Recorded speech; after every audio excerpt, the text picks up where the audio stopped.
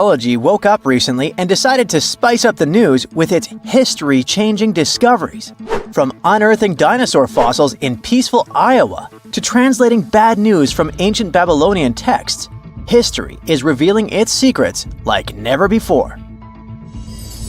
When Mount Vesuvius erupted in 79 CE, it froze the town in time. Some of the most famous discoveries were heartbreaking, like a mother wearing a golden bracelet, holding her child, or two sisters hugging in fear. At least that's what scientists thought. In 2024, advanced DNA tests shattered these long-held beliefs. The mother from the House of the Golden Bracelet was actually a man wearing a fancy 30-carat bracelet, and the child wasn't even related to him. As for the two sisters, DNA revealed one was actually a man, while the other remains a mystery. Some speculate they were lovers, but the truth is still buried in time. Speaking of rewriting history, another shocking revelation comes from ancient Babylon. Recently, archaeologists translated 4,000-year-old texts that turned out to be heralds of terrible news. These specific texts that were translated are believed to be from Sippar, a city near the Euphrates River in modern Iraq.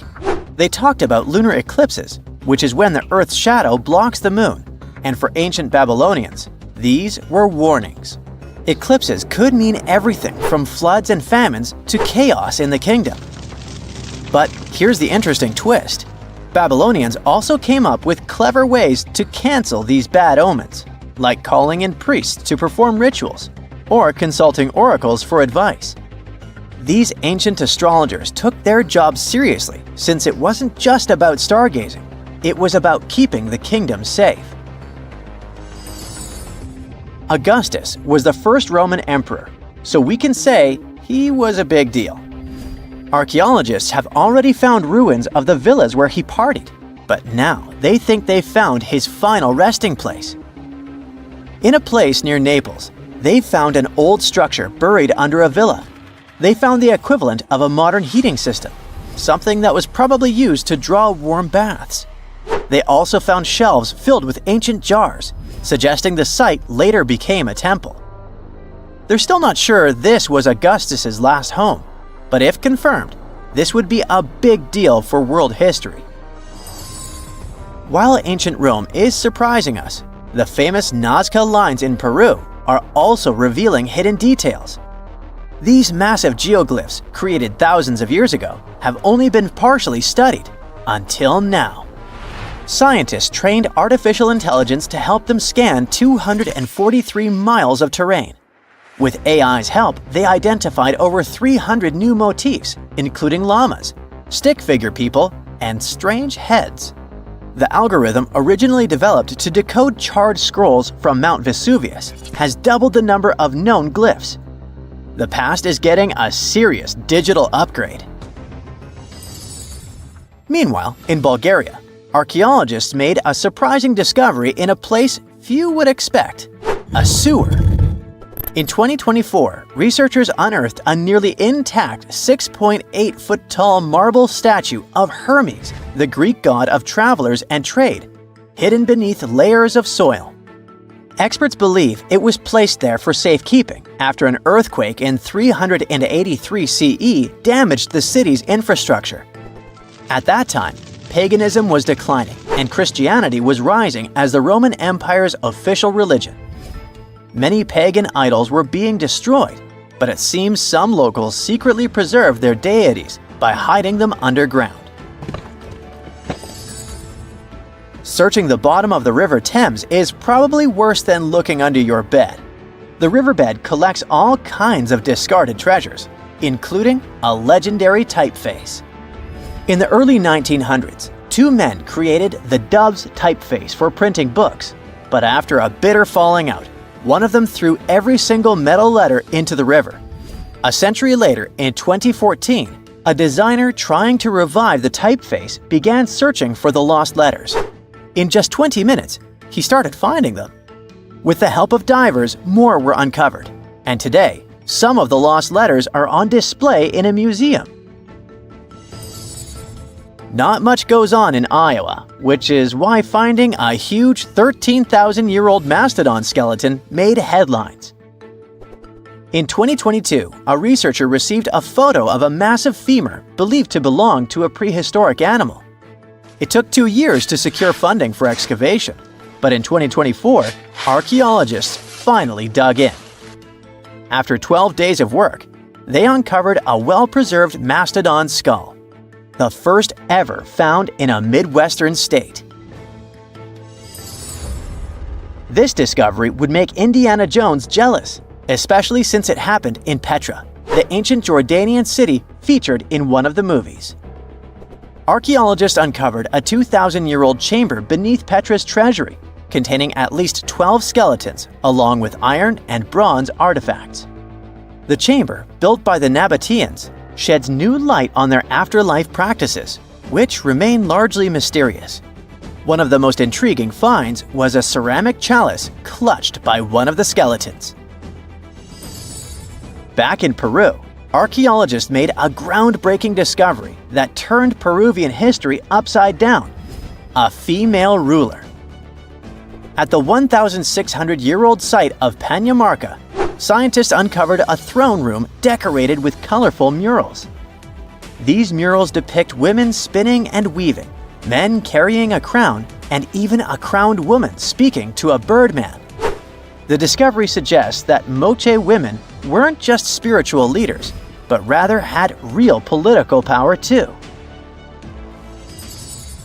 Tiny houses are mainly a modern thing, but archaeologists think they found one in ancient Pompeii. Unlike traditional Roman homes, which had grand atriums for entertaining guests, this house had none. But what it lacked in size, it made up for in artistry.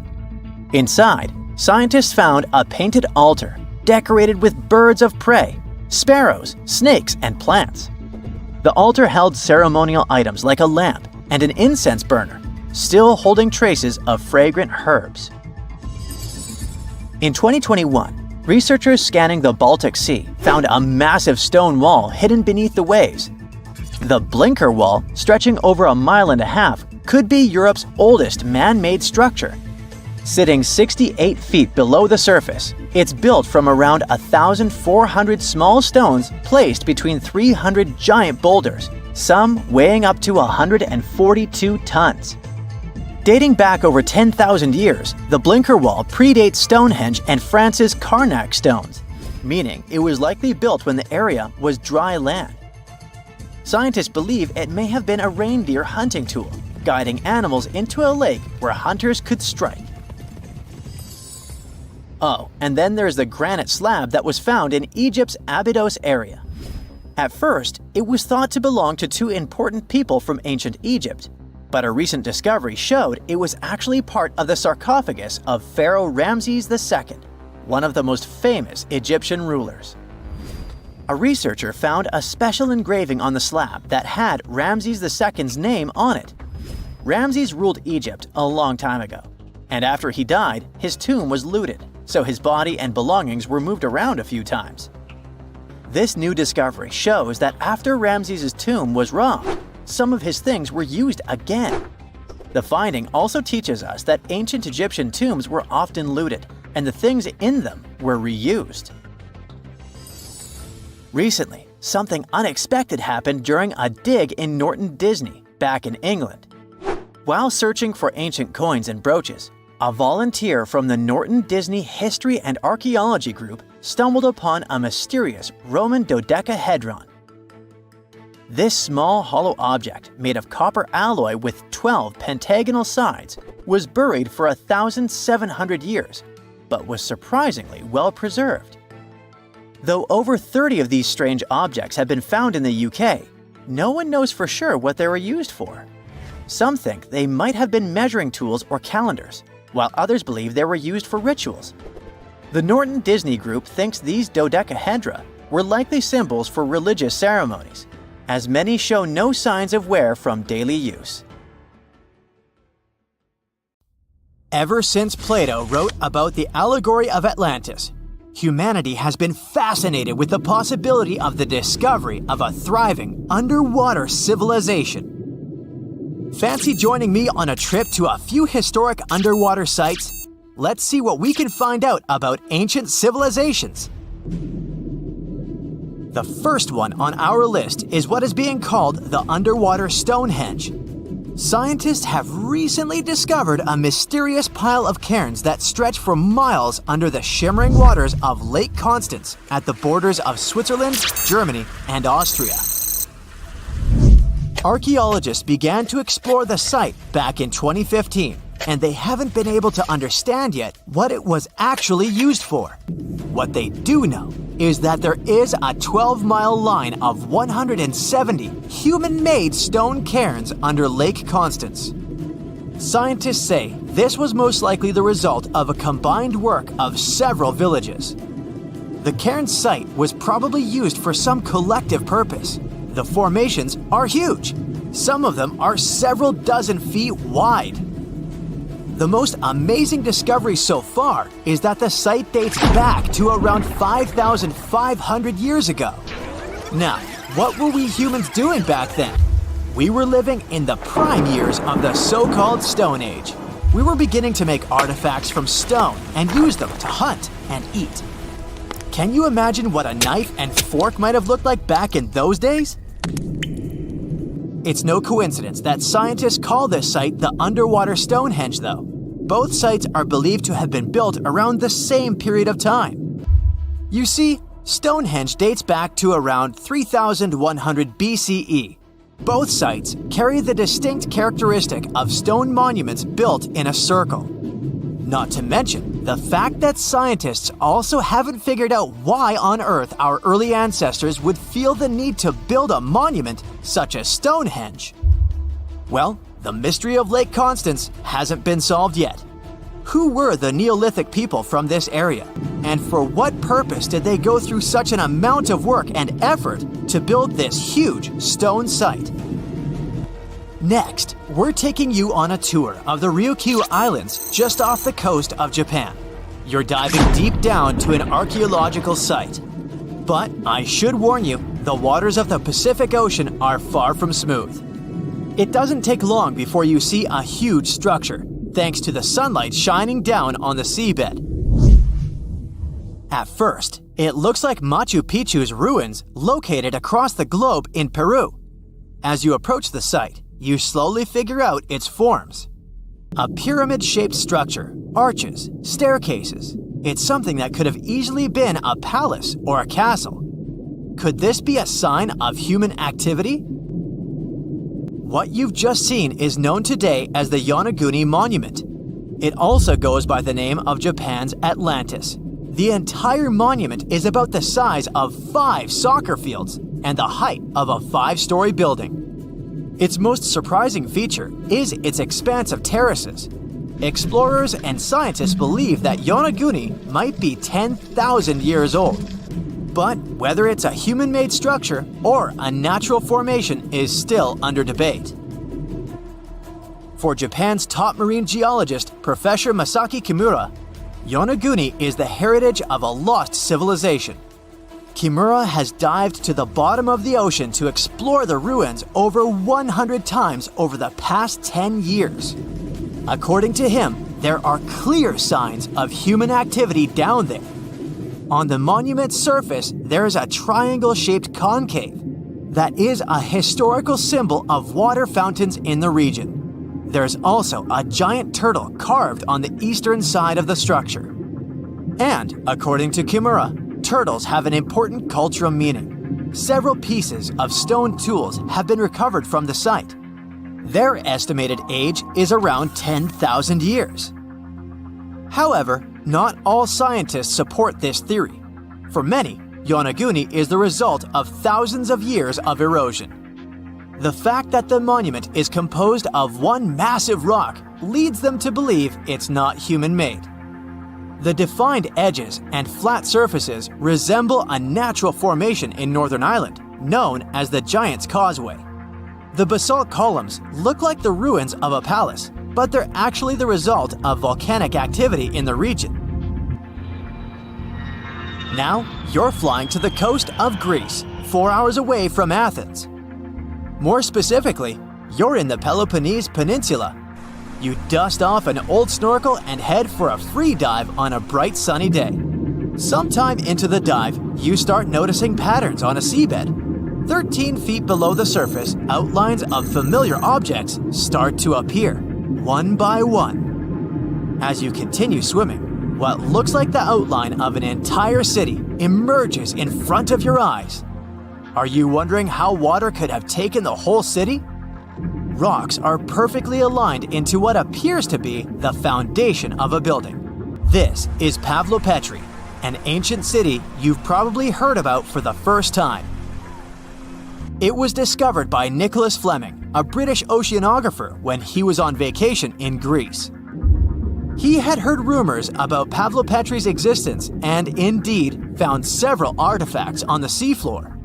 He went back to the area a year later with the team. They found a site filled with pots, storage vessels, and tools. A kernstone, for instance, is a tool used for grinding grains and turning them into flour. Multiple amphoras indicate that this settlement dates back to the Bronze Age, 5,500 years ago, when people started living in towns. The settlement is believed to have existed for over 2,400 years. Today, Pavlopetri is considered the oldest submerged town ever discovered, and what's impressive is that it wasn't a simple village. It was a vibrant port city with stone buildings, a marketplace, streets, and even squares. The next stop on our voyage is one of today's most famous underwater cities that has been turned into an archaeological park. The city of Port Royal in Jamaica exists only below the surface, but in 1692 it was one of the wealthiest cities in the Western Hemisphere. Port Royal was the center of the British Empire at the time and an important trade city that attracted people from all over the region. It was also home to real-life pirates of the Caribbean. On the morning of June 7, 1692, the people of Port Royal met a different fate than they had probably expected. The city woke up shaking. People were thrown out of their beds by the power of a massive earthquake, ranking 7.5 on a Richter scale. One survivor said he had seen Earth opening up and swallowing the whole town. What he said could be true, as the city was mainly built on sand. The ground swallowed buildings, roads, you name it. Geysers erupted, and finally, waves as big as 10-story buildings hit the city. About 33 acres of the city disappeared under the water. Amazingly, most of its 17th century remains are still in good condition under 40 feet of water. Archaeologists have found taverns, storage rooms, kitchens, and recreational buildings used for diverse purposes. You can also see a grand lion statue, a submerged bridge, and many picturesque arches. Of course, I saved the best for last: India. Just off its coast lies another sunken marvel. A site known as the Lost City of Cambay is located in the Gulf with a similar name. It remained undiscovered until 2001, when the National Institute of Ocean Technology made a routine water assessment. With the help of sonar technology, which sends a wave sound to the bottom of the sea, they found something far beneath the surface. Images showed well-defined geometric shapes spread along a 5-mile stretch. The remains date to more than 9,500 years ago, meaning this civilization was lost at around the end of the Ice Age. Debris recovered from the site included construction material, pottery, beads, sculptures, and even bones. Scientists argue whether these artifacts are indeed from the site, but if they truly are, then the lost city of Cambay might be the oldest civilization in the world. Scientists discovered something Atlantis-like near Australia. There used to be an entire continent that's now underwater. Here's what happened to it. Around 70,000 years ago, during the last ice age, there was a huge landmass called Sahul. It was located in the southwestern Pacific Ocean. This ancient supercontinent connected what we now know as Australia, New Guinea, Tasmania, and the Aru Islands into one giant piece of land. Imagine lush tropical rainforests surrounded by beautiful mountains. Sahul's tallest mountains were in the New Guinea highlands, with peaks reaching over 13,000 feet. This beautiful place was home to a variety of unique animals, most of which were pouched creatures. But back then, they weren't just koalas and kangaroos. Sahul was filled with different types of grazers, burrowers, scavengers, and predators. It was home to a huge diprotodon, a powerful hunter Thiosolio, and a horrifying Megalania, a creature that's much larger than any living lizard today. It was a unique place because the rest of the world was filled with placental animals at the time, like wolves, elephants, and humans. In Sahul, the only normal mammals were bats and rodents. But not all its parts were the same. The Timor, Arafura, and Carpentaria regions were covered by hot savanna and dry forests. It looked kinda like modern Australia, hot air deserts with scrubland, steppe, and temperate forests along the eastern coast. Back then, people were migrating all across the world. They made an incredible journey from Southeast Asia to Sahul and first arrived here from 60 to 45,000 years ago. They mostly traveled by foot and crossed the sea using bamboo rafts and simple boats. They came there from an ancient landmass called Sunda, which includes parts of Southeast Asia. They traveled across a series of islands known as Wallachia and eventually spread across Sahul. And it wasn't a small journey. Sahul was huge, around 4.1 million square miles. That's bigger than the USA or Canada. It stretched from the equator to around the southern part of New Zealand. So they arrived in what is now Australia and became Australia's first people.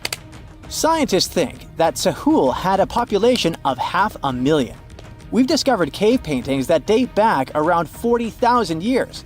It's a hunting scene depicting an anoa, or miniature buffalo, facing figures of humans and animals.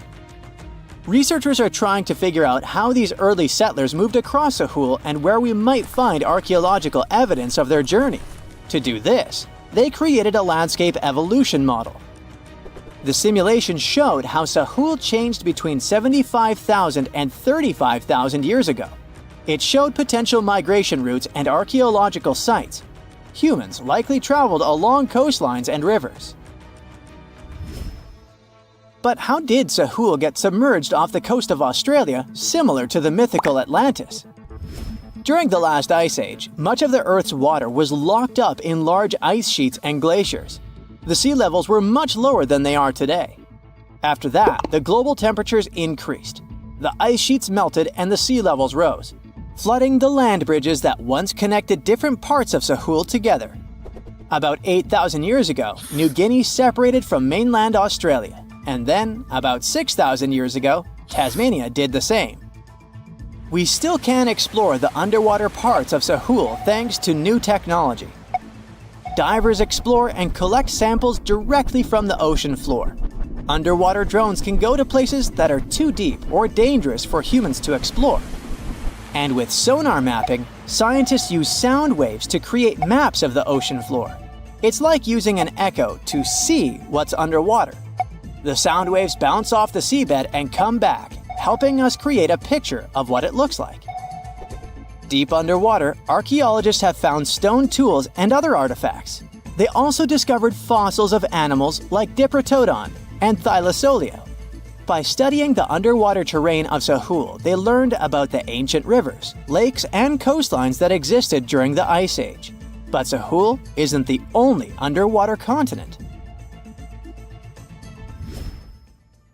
Sahul isn't the only hidden gem of Southeast Asia. Take Sundaland, a place made up of Sumatra, Java, Borneo, and some other islands. This place was crazy huge during the Ice Age, but now almost fully underwater. Almost, but not entirely. The parts above the ocean are teeming with life. If you like birds, check this place out. It has almost a fifth of the world's bird species. You can spot colorful birds like the Java hawk eagle and the Bali starling among the lush forests. It's also a home to a fourth of Earth's fish species. Sundaland's waters are a haven for marine life, even the most exotic animals like the Asian arowanas. It's also a treasure trove of flowers. That's where you can find Rafflesia and Titan arum, the world's largest flowers. This makes it very similar to Zealandia. Zealandia is a long, narrow piece of land about half the size of Australia. It broke from Antarctica about 100 million years ago. Just like Sundaland, it isn't fully underwater. 7% of it stayed above sea level. This sticking out little piece is what we now call New Zealand, along with Stewart Island and some smaller islands. These pieces of Zealandia are lush and warm. They're packed with volcanoes, mountain ranges, beautiful natural geysers, and hot springs.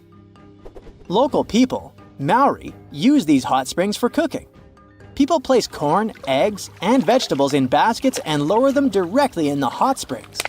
Sometimes they cook food in a pit oven using heated rocks. Another hidden world is known as Argoland. This mysterious landmass was once part of Australia, back when dinosaurs chilled around. It drove scientists crazy for decades. They knew it existed because it left a huge stretch on the ancient seafloor, the Argo Abyssal Plain. About 155 million years ago, it broke off from Australia, saying bye-bye. The continent drifted somewhere north, and when it reached Southeast Asia, it just vanished. Scientists had no idea where it went, but recently they finally found its remains. Turns out, poor Argoland's lower parts started drowning into the Sunda Trench, a horrifyingly deep oceanic pit. The Earth's crust sunk into the mantle. Meanwhile, the upper parts of Argoland were pushed upward, grabbing the younger rocks on land. Because of this, Argoland broke apart into a bunch of smaller pieces. These pieces formed parts of Borneo, Java, Sulawesi, and other regions. The remains are buried under Indonesia and Myanmar. Imagine a colossal landmass the size of Greenland, Greater Adria. Its journey began about 240 million years ago when it broke away from the supercontinent Gondwana. It started moving north, and after 100 million years of enjoying the warm seas, it suddenly crashed into Europe and shattered into pieces. Most of these pieces went deep into the Earth's mantle, but some were scraped off and became part of mountain ranges like the Alps. Today, the remnants of Greater Adria are scattered across more than 30 countries, from Spain to Iran. That's why they're hard to look for. Seychelles was also once part of Gondwana. Yep, these idyllic islands are sitting atop of the ancient continent. We know a lot about it because of its fascinating granite outcrops. 100 years ago, Alfred Wegener discovered continental drift, but no one believed him. These granite outcrops helped him prove that he's not crazy and that tectonic plates really are moving. The Seychelles broke off from India and Madagascar and eventually became a sad loner in the Indian Ocean. This probably happened because of some insanely active volcanoes in the Deccan Traps. But now, the islands are home to unique species both on land and in the coral reefs nearby. Mauritius broke off from India after the dinosaur wiping. Along its journey, it stretched into a long ribbon-like shape and also broke into pieces. Now it's all scattered beneath the Indian Ocean. Scientists stumbled upon this lost land by studying tiny ancient crystals called zircons. These zircons are like time capsules. They date back an astonishing 660 million to 2 billion years. That's even older than Mauritius itself. These ancient crystals hinted that there's another Atlantis somewhere nearby. Turns out there are hidden continents all around the world, and maybe we'll discover more of them in the future.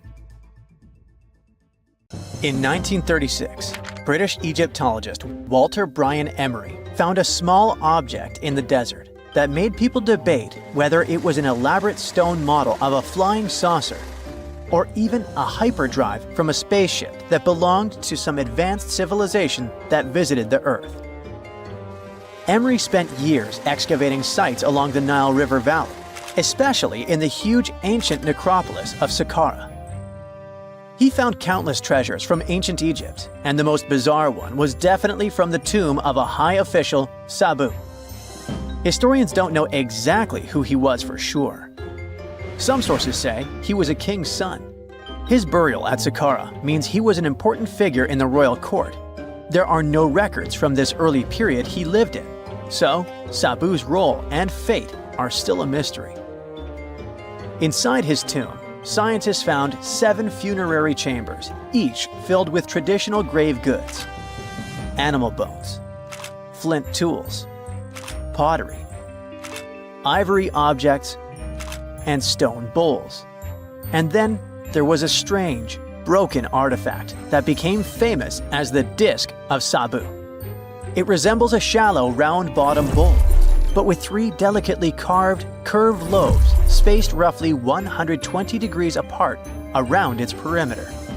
These lobes are separated by 3 holes, and at the center, there's a thin tube.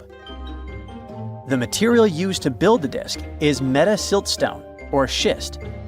This type of rock is fragile, highly porous, and super difficult to carve. It flakes easily and crumbles under pressure. So how they made the disc out of it with rather simple stone and copper tools from 3000 BCE is still a mystery. The next big question is why they decided to bury Sabu with it. Perhaps if we knew its true purpose, it would make more sense. When it was first discovered, archaeologists thought it was nothing more than a vase, an incense burner, or a ceremonial decoration. But those who took a closer look from the point of view of an engineer decided it could actually be a component of a larger mechanism. An amateur historian made an exact copy of the artifact with a 3D printer, and it turned out that the Disc of Sabu was an ancient impeller, a crucial part of a centrifugal pump. When they put it in a housing and span at high speeds using the small central shaft, the disc was able to displace water. When it was tested without a housing, the disc created a powerful vortex. It became clear that the curved lobes and slightly concave shape of the disc weren't random. It was probably all engineered to move water with remarkable efficiency, like a powerful pump mechanism. Ancient Egypt's entire civilization depended on irrigation. Later dynasties perfected basin irrigation and managed to control the rise and fall of the Nile to take the most from agriculture. So, the engineers of the first dynasty may have been experimenting with advanced irrigation techniques thousands of years earlier than scientists previously thought. But then again, some people have doubts schist is strong enough to be used for a pumping mechanism. They suggest that artisans from Egypt's first dynasty were trying to recreate an even older object, using whatever tools and materials they had. It could be a stone replica of something originally made from metal, possibly belonging to a civilization far older and more advanced than ancient Egypt itself. One Swiss author takes this idea even further and proposes that the disc is a copy of a component from an extraterrestrial spaceship's hyperdrive, or stone model of a flying saucer. One French researcher believes the Disc of Sabu was part of a secret massive factory system to manufacture sodium carbonate inside pyramids. Some people suggest that the disc may have been a primitive tool for weaving ropes. The lobes held strands of silk or fiber that were twisted into twine when it was spun. Or it may have been a gigantic lamp. Another historical mystery is a map from 1513 that is believed to be the oldest surviving detailed map showing the Americas. The author of the map is a Turkish captain, Piri Reis. He never crossed the ocean himself and put together this map from 20 regional maps. He used an Arab map of India, 4 Portuguese maps showing India and China, and a map of America by Christopher Columbus as he saw it. This last map was lost for many years, so Reis's map gave us an idea of what Columbus must have recorded during his 3rd voyage to the New World. A historian who studied the map suggested that it showed Antarctica in prehistoric times because it strangely resembled Antarctica's true coastline, the way it looked when it was free of ice. But it was later proven that this idea wasn't right. Another idea that rocked the science world was Klerksdorp spheres. They were found in deposits of mineral pyrophyllite in South Africa and looked like tiny ancient cricket balls with lines around the middle. Back in the 1980s, there was a theory that some super advanced pre-flood civilization we know nothing about had made these spheres. One journalist shared stories about how they rotated on their own in a display case.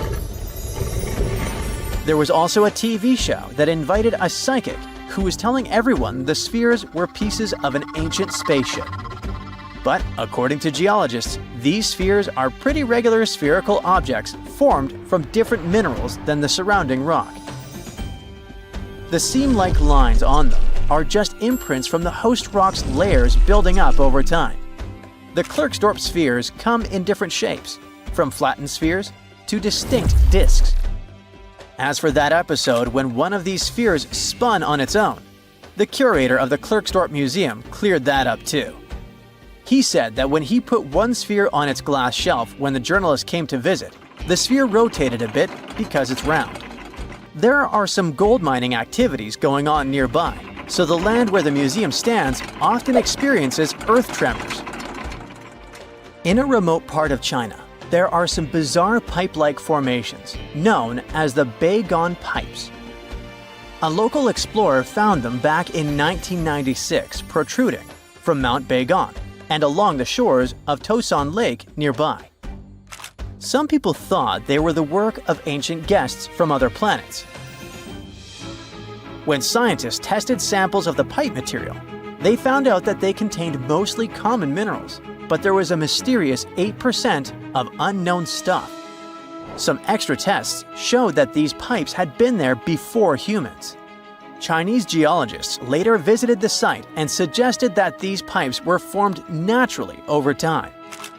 It was probably fossilized tree roots from the area's super green past. It's still a real mystery with no clear-cut answer. While digging a trench along a river in Romania, workers found a wedge, which is now famous as the aluminum wedge of Ajud, or the object of Ajud. Right next to it, there were some mastodon bones. Those distant relatives of elephants lived 11,000 years ago. So some people concluded the wedge is of the same age. The cool part is that it's made of aluminum, but this metal wasn't discovered until the 1800s. This material requires serious heat to produce. The wedge is said to be covered in a thick layer of oxide that's been sitting there for hundreds of years. Some folks believe this wedge must have crash-landed here on a spacecraft from some other planet. Some scientists think it's all a hoax, and others suppose it might be a human-made object with an unknown purpose. Archaeologists have been studying Petra in Jordan for 200 years, and in 2024, they found something they had never seen before. It's a tomb with at least 12 complete human skeletons and artifacts that are over 2,000 years old right in front of the treasury. Bronze, iron, and ceramic items were placed with the deceased, which shows how people honored their loved ones when they passed away. It's a rare chance for scientists to learn more about the Nabateans, an ancient group of Arabian nomads who built Petra. The objects found in the tomb under Petra's treasury are in amazing condition, but the skeletons became fragile because it's damp inside the tomb. They plan to study the remains and extract DNA to see if the people in the tomb were related. While some scientists are solving tomb mysteries, others have trained AI to find new ancient sites for them. They've created an algorithm that works with a special type of satellite imagery. This technique uses radio waves that can peek under things like sand, soil, and even ice to find hidden objects. AI will help search a huge desert on the Arabian Peninsula called the Empty Quarter for archaeological treasures. The lead scientists of the experiment trained the algorithm to recognize hidden locations using data from a site they had found before. The new tech can discover buried structures within 20 inches, which is very precise. Another groundbreaking tech, LiDAR, which means light detection and ranging, helped archaeologists reveal new hidden cities all around the world.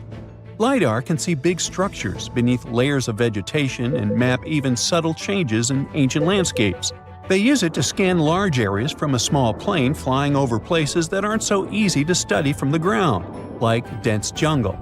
In 2024 alone, they found new Maya settlements in southern Mexico, gardens, roads, and rivers in Ecuador's Amazon rainforest, ancient ruins on the Pacific island of Tonga, and the remains of 2 medieval cities along the Silk Road route in Uzbekistan.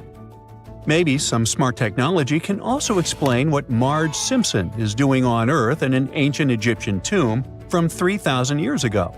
The drawing, featuring a woman with yellow-colored skin, a blue crown, and a green outfit, is alarmingly like the famous cartoon character. If you don't see a resemblance here, I hope you'll at least enjoy an amazingly well-preserved necklace with amethyst and agate beads.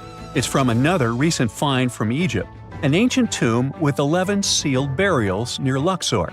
Archaeologists also found 2 copper mirrors, one with a lotus-shaped handle and the second with a unique design of the deity of the sky, women, fertility, and love in ancient Egypt. The hair of the figurine was originally made from almost 4,000 mud beads. Another awesome find from 2024 is an ancient Greek shrine with intact burials, a sarcophagus, and plenty of gold inside. They think it was built before the year 300 before the Common Era, and the marble lions, also found inside, were made from the same marble as the Parthenon in Athens. Greece is so full of ancient treasures that the city of Thessaloniki will house around 300,000 of those artifacts in their new subway system. Meanwhile, archaeologists in France have found a monument unlike any other, and they can't figure out what it was used for. It's direct proof that people used to live here between the Neolithic and the early Iron Age periods. The coolest part is a monument made of 3 unique shapes that fit together like puzzle pieces. Some gravel found in the monument could mean there used to be a wooden fence called a palisade. People who built it probably used it for protection or decoration. The team studied the layers of soil around the monument to learn more about its origins. The only tools found so far were sharp flint stones, not the cartoon characters, which were used during the Neolithic period. The next step will be radiocarbon dating to figure out exactly how old the site is. Now, the oldest saddle ever found so far was found in the grave of a woman near the edge of the Taklamakan Desert in northwest China. This saddle is the oldest ever discovered. It was crafted from pieces of leather that were sewn together and stuffed with straw and animal hair to make it soft. Now, normally, things made from natural materials like this don't last very long because they rot or fall apart. But the Taklamakan Desert is so dry that it helped preserve the artifact. The herdswoman who used the saddle was buried in her full riding attire, so this proves that not only men used saddles and took part in herding and traveling. Now let's shift to Guatemala, where an ornate jade mask made by the ancient Maya people was waiting for centuries to be discovered. Scientists use radiocarbon dating to figure out the age of the mask. They believe the mask may represent a Maya storm deity, a powerful figure in their mythology. These kinds of masks were often made to honor Maya royalty, and they were placed in the tombs of kings and queens when they were buried. The king's tomb was also decorated with carvings made using tools crafted from volcanic obsidian. After 15 years of searching, scientists may have finally figured out where the altar stone of Stonehenge comes from. They compared the tiny minerals inside the altar stone with rocks from many places in Wales and England and ruled out lots of spots. Then they found the perfect match with a place in Scotland, more than 466 miles away from Stonehenge. This area might even be Orkney, a group of islands in the far northeast of Scotland where a lot was going on during the Neolithic period. The big question now is how ancient people moved such a massive stone so far. The altar stone is over 16 feet long and weighs more than 6 tons. The new theory is that they might have used boats to carry it across the coastline and rivers. Once it was close to Stonehenge, they theoretically dragged it across the land using wooden sleds, ropes, and a lot of teamwork. Meanwhile, in the north of France, an ancient home popped to the surface during the construction of a new house. It turned out to be a luxury urban house for the elite from the 2nd century of the Common Era. The inside of the house was destroyed by a fire, but under the destroyed layer, there are beautiful, real-size fresco paintings. Turkish archaeologists unearthed the arm and foot bones of elephants that lived around 9 million years ago. They also found fossils of early horses, giraffes, and even saber-toothed cats.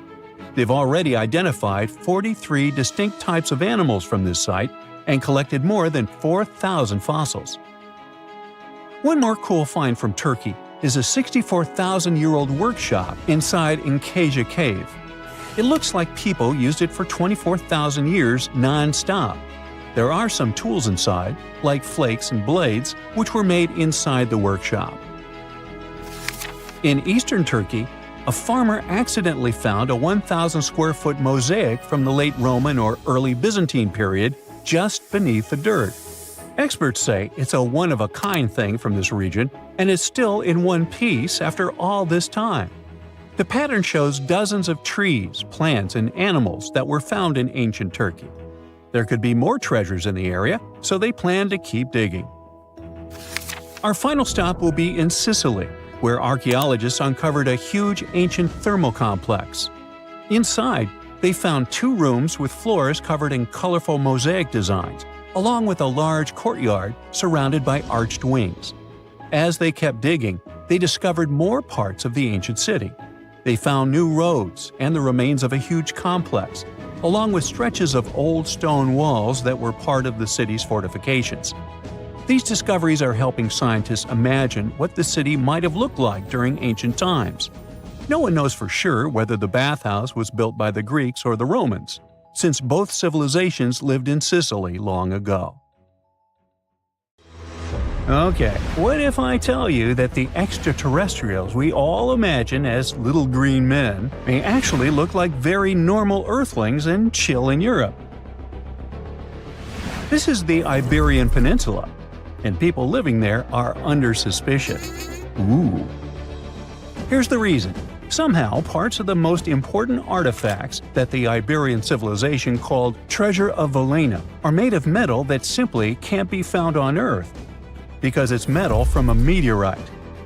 Now let's tackle this step by step. This is the artifact itself, and it's composed of 59 different objects. Bowls, bottles, and bracelets. Is there a pattern there with all those bees? In total, the find weighs around 20 pounds, of which 18 pounds are 23.5 karat gold. Now, if you're not a metal specialist, I'll clarify it for you right away. For comparison, 23 karat gold is 95.8% pure gold, so 23.5 karat is even purer. The remaining percentage goes to other metals to help add strength and durability to the precious alloy. There was also silver, iron, and amber in that set. The artifact could have been pretty straightforward, but for these two, let's call them imposters. Look at this wrought iron bracelet and this hollow hemisphere. Can you see that? Those rusty lines on the hemisphere and the overall weird color of the bracelet do stand out, since everything else is made of purest gold. This all started back in 1963, when a researcher noticed a dark leaden metal among the shiny bowls and bottles. The metal was shiny in some areas and covered with a ferrous-looking oxide that was mostly cracked. Now, just so you understand, gold does not usually act this way. Gold is one of the least reactive of all metals, so it won't even tarnish, let alone rust. To figure out where this suspicious iron came from, researchers turned to mass spectrometry, which checks out the mass-to-charge ratio of molecules. Their findings showed that the nickel in the iron is similar to that found in meteoritic iron. Simply put, the bracelet and the hemisphere are of extraterrestrial origin. Ooh. Now, the exact age of the trove is hard to determine, yet it's crucial. We need to know the exact age to see if it coincides with the start of the Iron Age in the Iberian Peninsula. If it does, then no further questions here. But if it doesn't, well, it's, at the very least, weird, if not suspicious.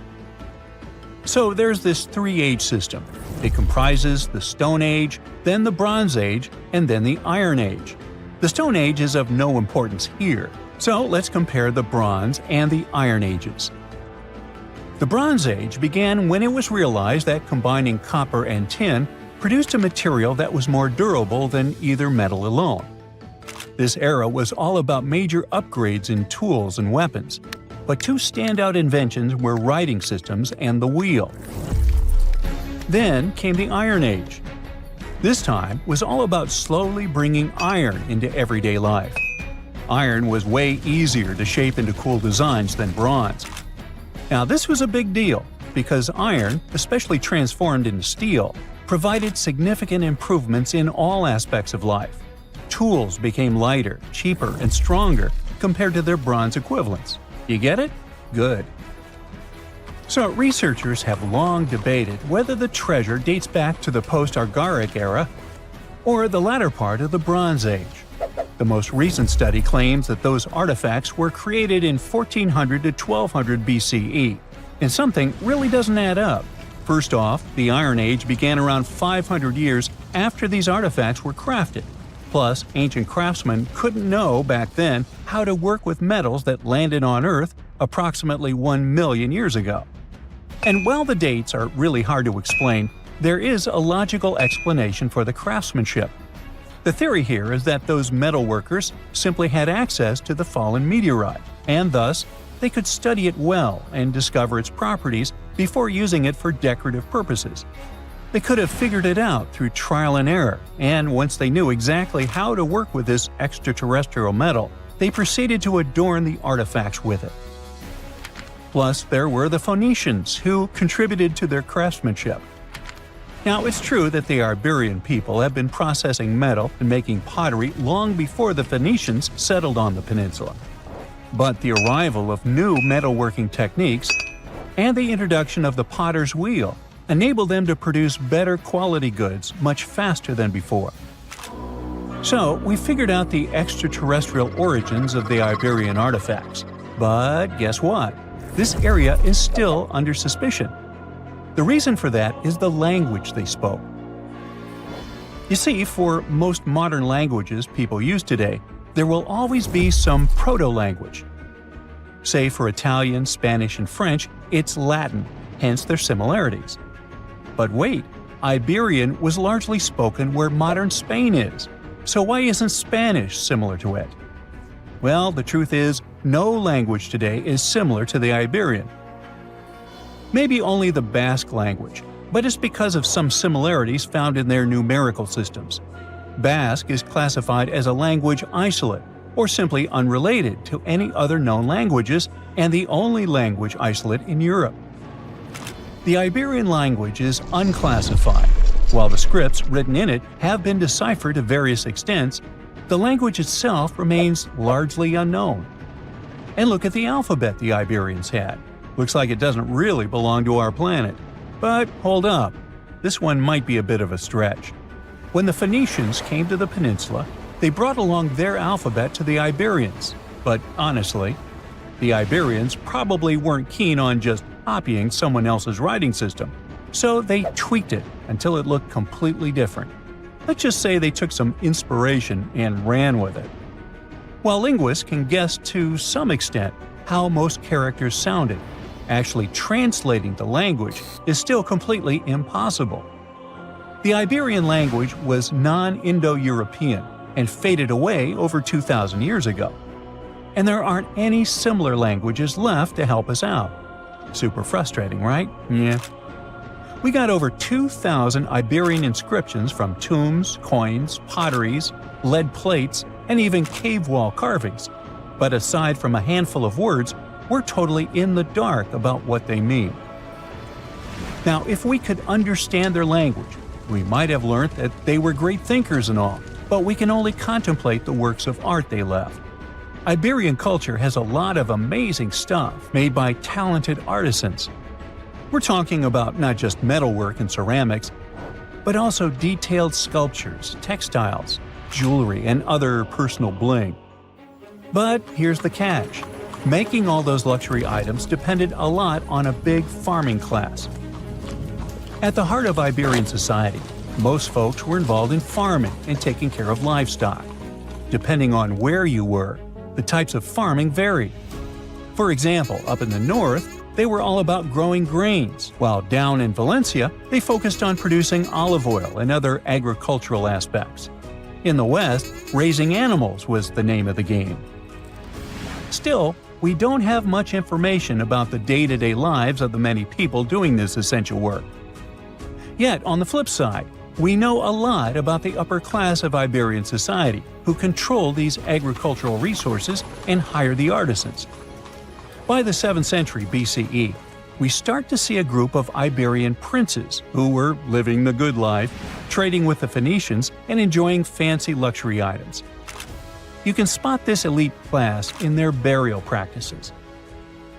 Cremation was the go-to method for funerals among the Iberians, and wealthy individuals were often found in cemeteries with all sorts of lavish goods and funerary sculptures that give us a peek into the fashion and hairstyles of the rich. Interestingly, starting in the 6th century BCE, there was a noticeable drop in the number of recognizable burials, which suggests that these elaborate funeral customs became more exclusive to a small elite. Meanwhile, the fate of the majority, farmers, artisans, soldiers, and laborers, who made up a big chunk of the population, remains a bit of a mystery.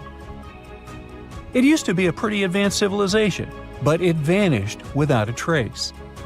Researchers think it could have been due to some massive earthquake, but so far, we don't know for sure. Wow! Scientists have found a lost city beneath Egypt's pyramids, and it's incredibly large, bigger than the biggest target you can imagine. Underground chambers, passageways, and vertical structures. Scientists have no idea what purposes they serve. But let's start from the very beginning. Italian and Scottish scientists studying the Pyramid of Khafra discovered something that looked like secret tunnels under 3 pyramids. This find might change what we know about ancient Egypt. The expedition, called the Khafra Project, was led by Corrado Malunga from Pisa, Italy, and Filippo Biondi from the University of Strathclyde, Scotland. Their mission was to focus on exploring Khafra's pyramid, the second largest on the Giza Plateau. Scientists uncovered a massive structure beneath the Pyramid of Khafra. Could it be an ancient Egyptian underground city? The experts analyzed the data they had and came to the conclusion that 8 large vertical structures could be hiding beneath, possibly wells or shafts. They extend a staggering 6,500 feet across. Imagine placing 2.5 Burj Khalifas on the ground, one after another, and you get the sheer size of this find. These shafts also plunge nearly 2,000 feet underground. Some of the deepest underground stations in the world are located at a mere 380 feet underground or so. These cylindrical shafts are surrounded by spiral paths. Picture some old Gothic castle. They're connected to 2 giant, weirdly shaped chambers. Are those cubes? Or possibly bowls? Each of these chambers is likely more than 260 feet across. Now, even though we know about the structures now, no one has figured out their original purpose yet. Want to hear something even more shocking? Okay then. The team is almost sure that similar access points can be found under all 3 pyramids. In other words, all of them might be linked by a hidden system of underground tunnels, chambers, and passages.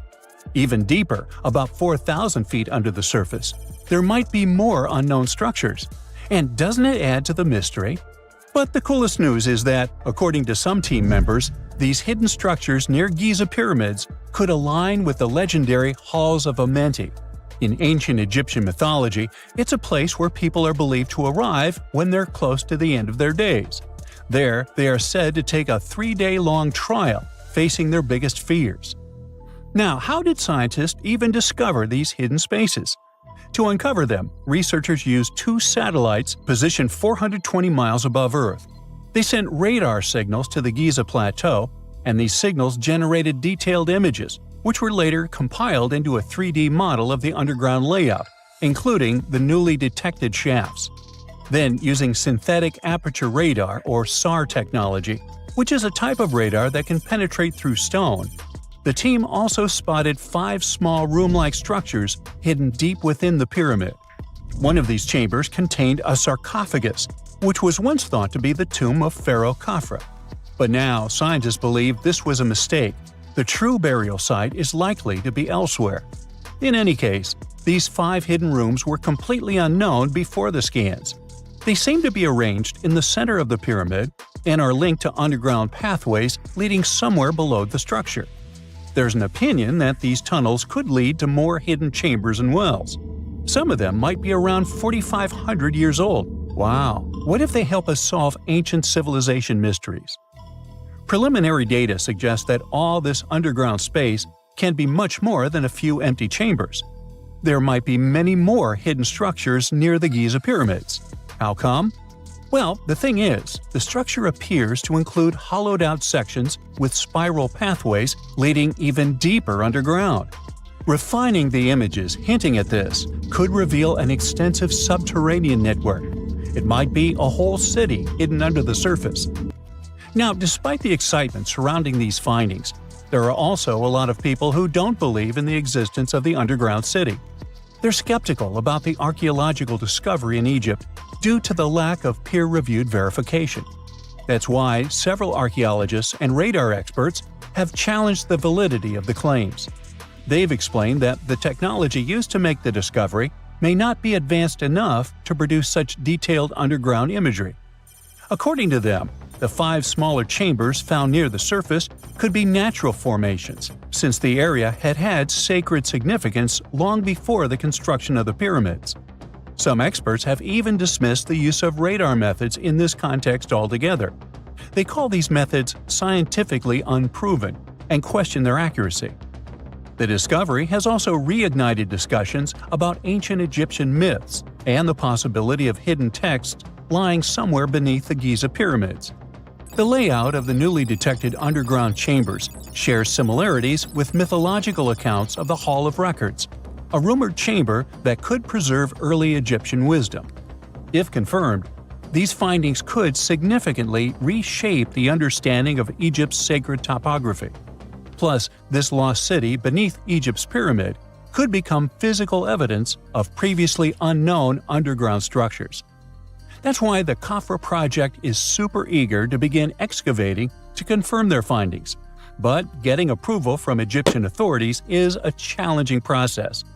The discoveries still need to undergo peer review before they are accepted by the academic community. By the way, this recent archaeological discovery in Egypt comes on the heels of another discovery involving a weird structure beneath the Royal Giza Cemetery, which researchers believe is unnatural in origin. Archaeologists used remote sensing techniques and uncovered a mysterious L-shaped structure underground in the Western Cemetery of Giza. This area is known to house burials of royal family members and high-ranking officials. Many of the tombs in the cemetery have above-ground mastabas, rectangular stone or mud brick structures with flat roofs. But there is an area in the center of the cemetery where there are no above-ground structures. To investigate this unexplored region, the team used electrical resistive tomography and ground-penetrating radar. ERT works by sending electrical currents into the ground and measuring the resistance to detect remains. As for GPR, it sends radar into the ground and maps the structures based on the radar's return. The team found an anomaly about 6.5 feet beneath the surface.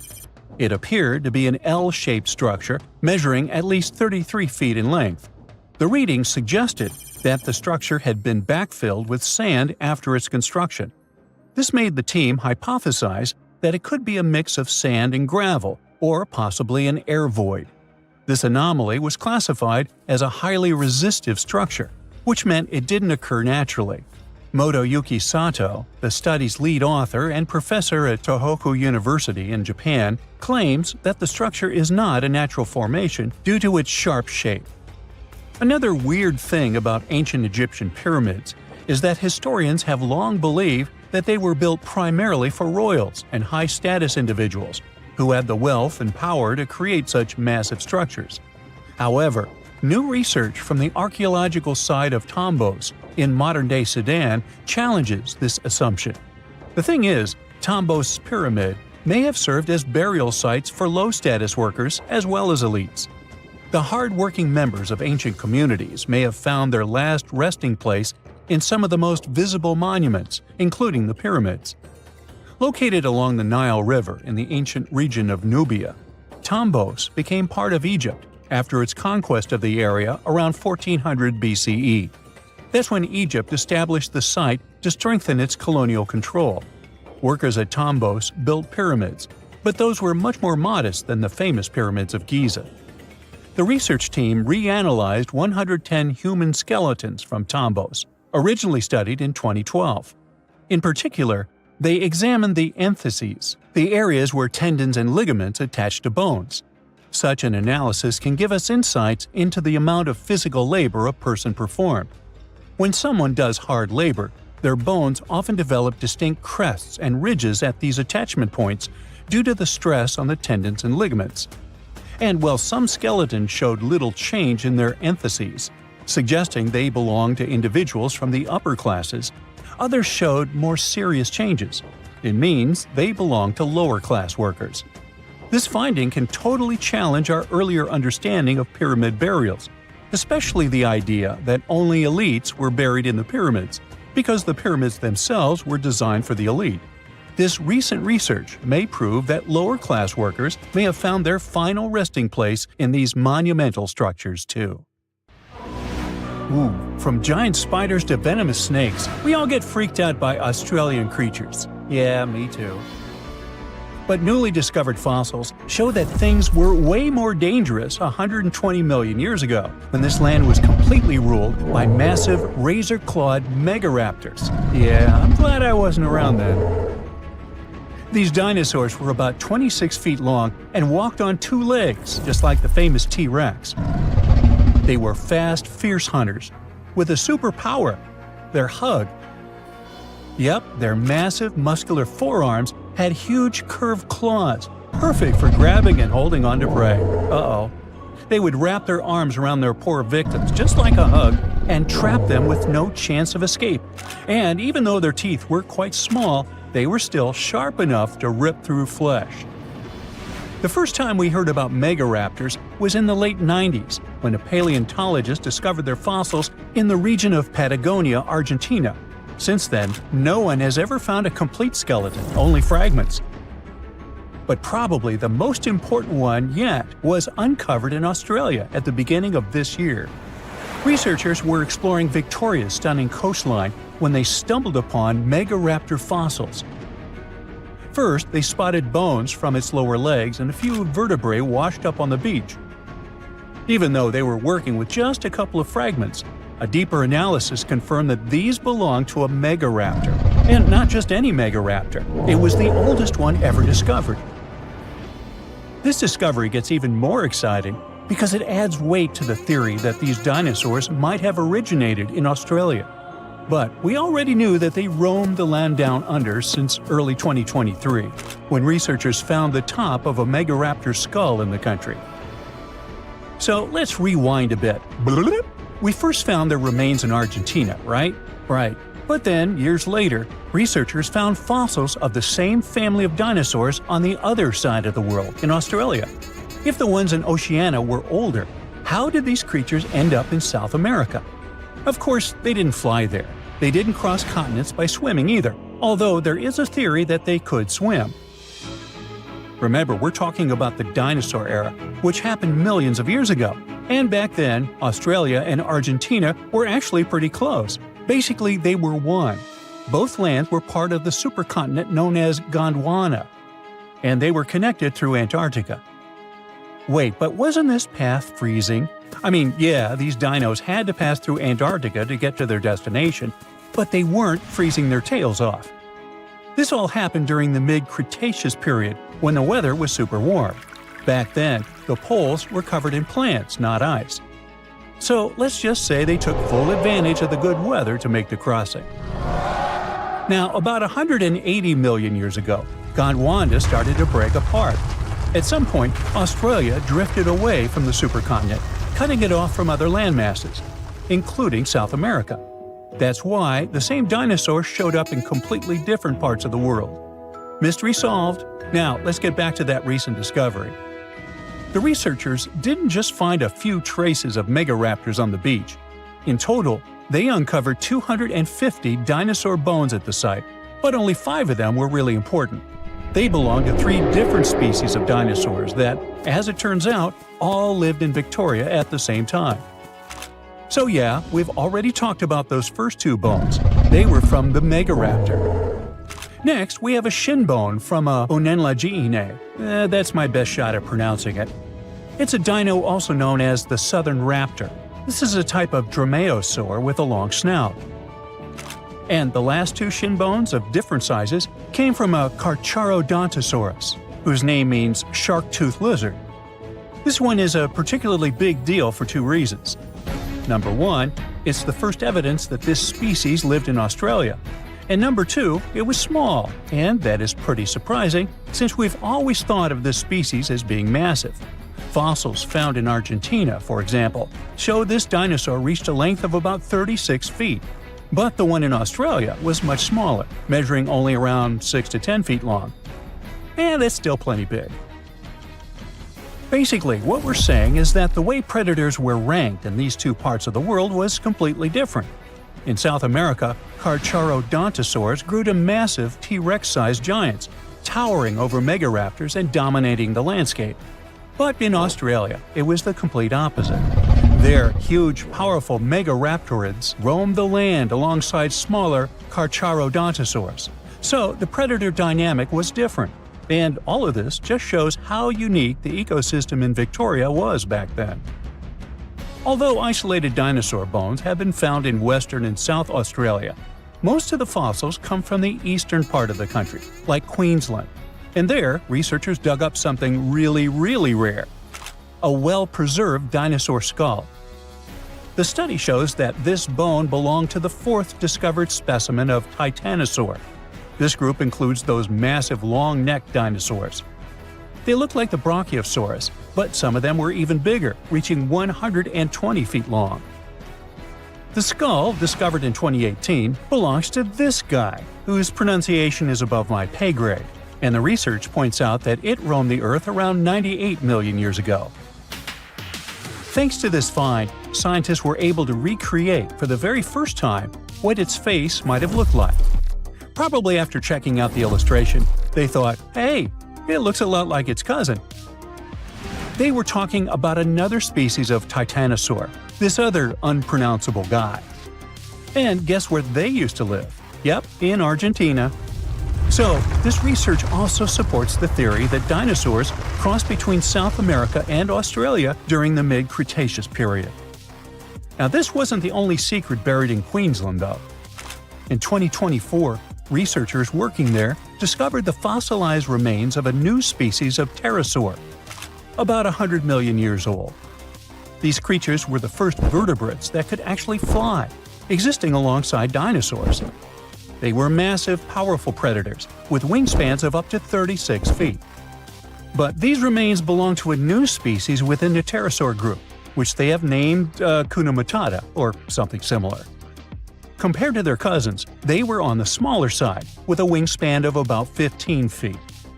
Still, that's bigger than a snowy albatross, the largest flying bird we have today. This species of pterosaurs were terrifying beasts, flying over the ocean to hunt for prey.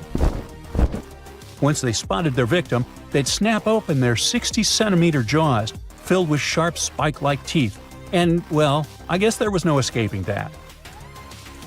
The last incredible discovery we're talking about today also comes from Queensland. For over 20 years, students walked past a plain-looking rock at Biloela State High School completely unaware that it held 66 dinosaur footprints, and they date back about 200 million years. These prints were made by a group of these Latin-named guys. They were small dinosaurs with 3 toes on each foot, and it seems like they were all over Queensland around that early Jurassic period. The rock they found at the school worked like a snapshot, giving us a better idea of what these dinosaurs were like and how they behaved. After taking a closer look, researchers found that the footprints came from 47 individual dinosaurs. This group was probably walking along or maybe crossing a waterway when their footprints got marked in the white clay. And the study also discovered that they were likely moving at less than 4 miles per hour at the time. So we only discovered those marks in Australia. But fossils of the same species found in other countries showed that they had these long legs, a big chunky body, short arms, and this tiny head with a beak. But honestly, they don't sound as scary when you realize they only ate plants. Whew. Miles and miles of yellow sand, treeless mountain ridges, and scorching hot sun over your head. And suddenly, something you'd never expect to come across in a barren desert. A small group of overexcited people. They're as happy as you would be if you'd won a lottery. They've just found an ancient tomb, once flooded with its walls in bad shape.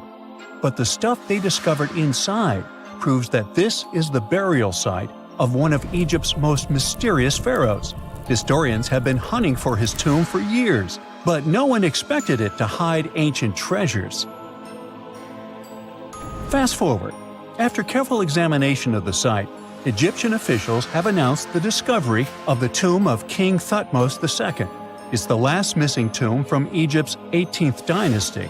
And this is also the first royal tomb found since King Tutankhamun's was discovered in 1922, in more than 100 years. A team of Egyptian and British archaeologists found the tomb in the Theban Mountains area, west of Luxor, near the famous Valley of the Kings. Before this, the site was only known as Tomb C4, but during their excavation, the team found clear evidence proving it belonged to King Thutmose II. Archaeologists actually found the entrance and main tunnel leading to the tomb in 2022. But at first, they thought it belonged to a queen because it was near the graves of Thutmose III's wives. It was also close to Queen Hatshepsut's tomb. Originally, it was prepared for her when she was just a royal wife. But everything changed when she became pharaoh. But we'll talk about this twist of fate a little later. But soon they realized that their discovery was much more significant. They found alabaster jars with Thutmose II's name and the words "deceased king" written on them.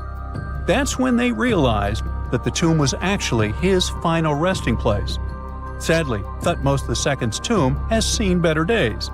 According to the head of Egypt's antiquities sector and the leader of the Egyptian excavation team, the tomb suffered major damage from ancient floods not long after the pharaoh's death.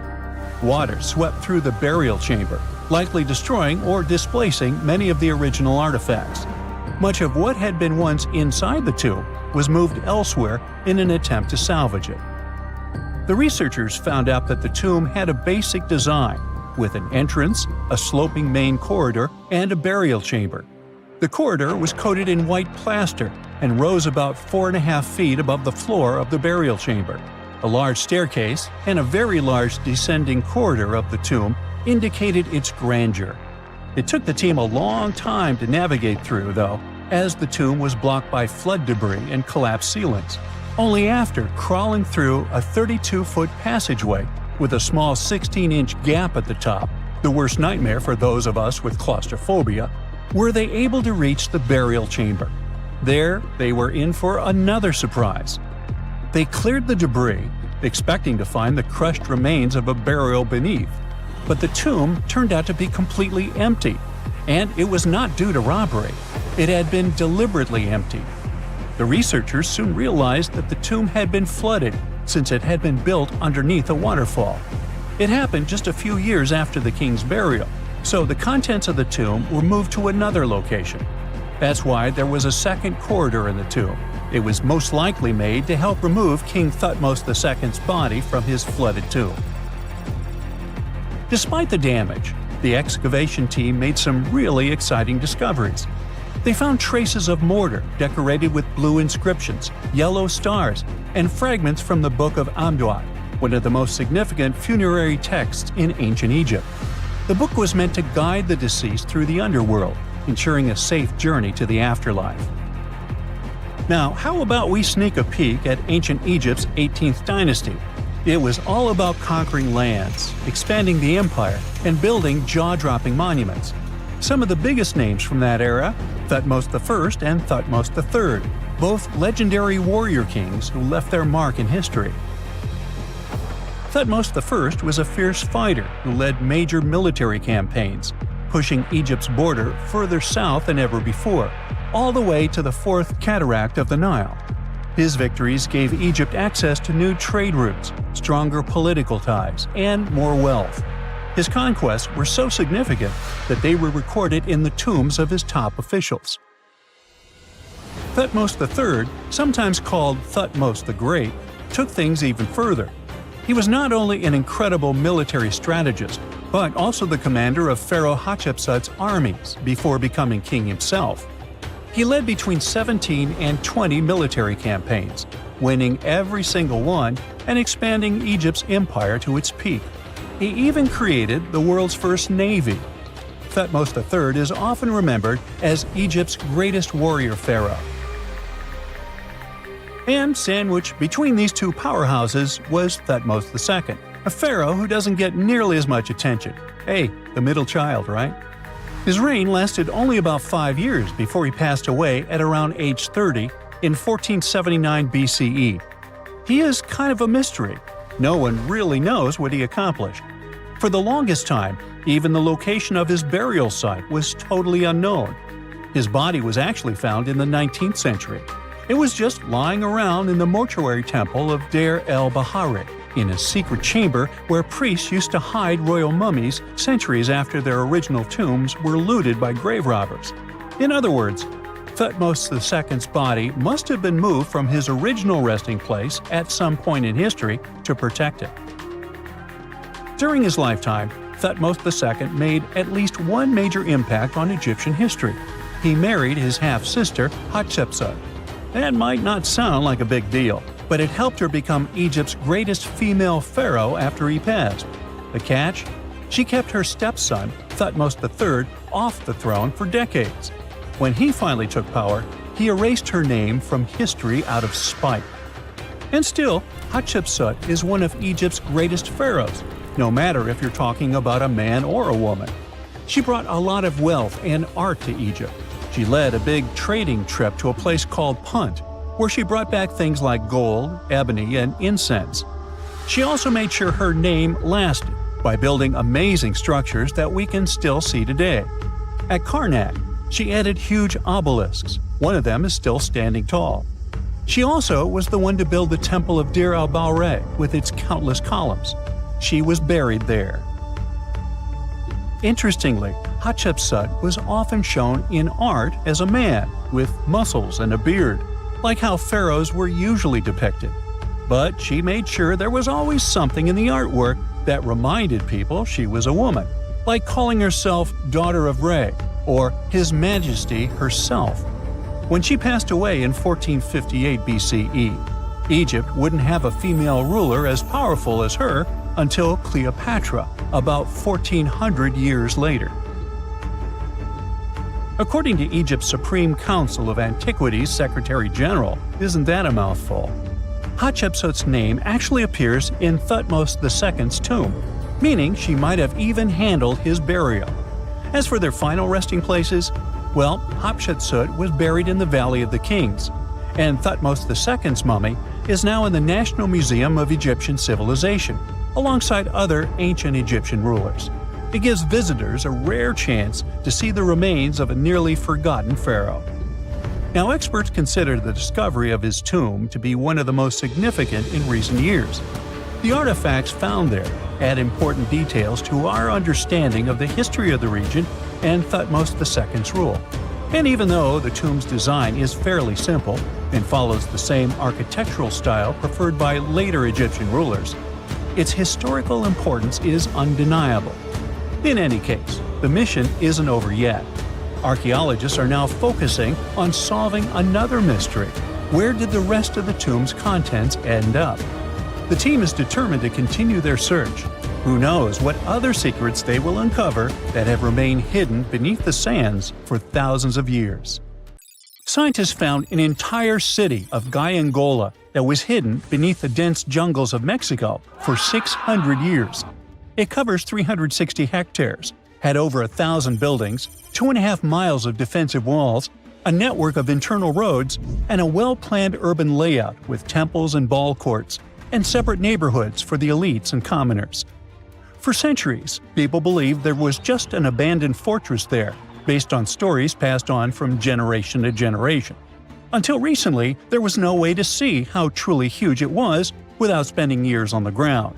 But thanks to the new technology, a remote sensing tool called LiDAR, they got a 3D model of the area in just 2 hours from a plane.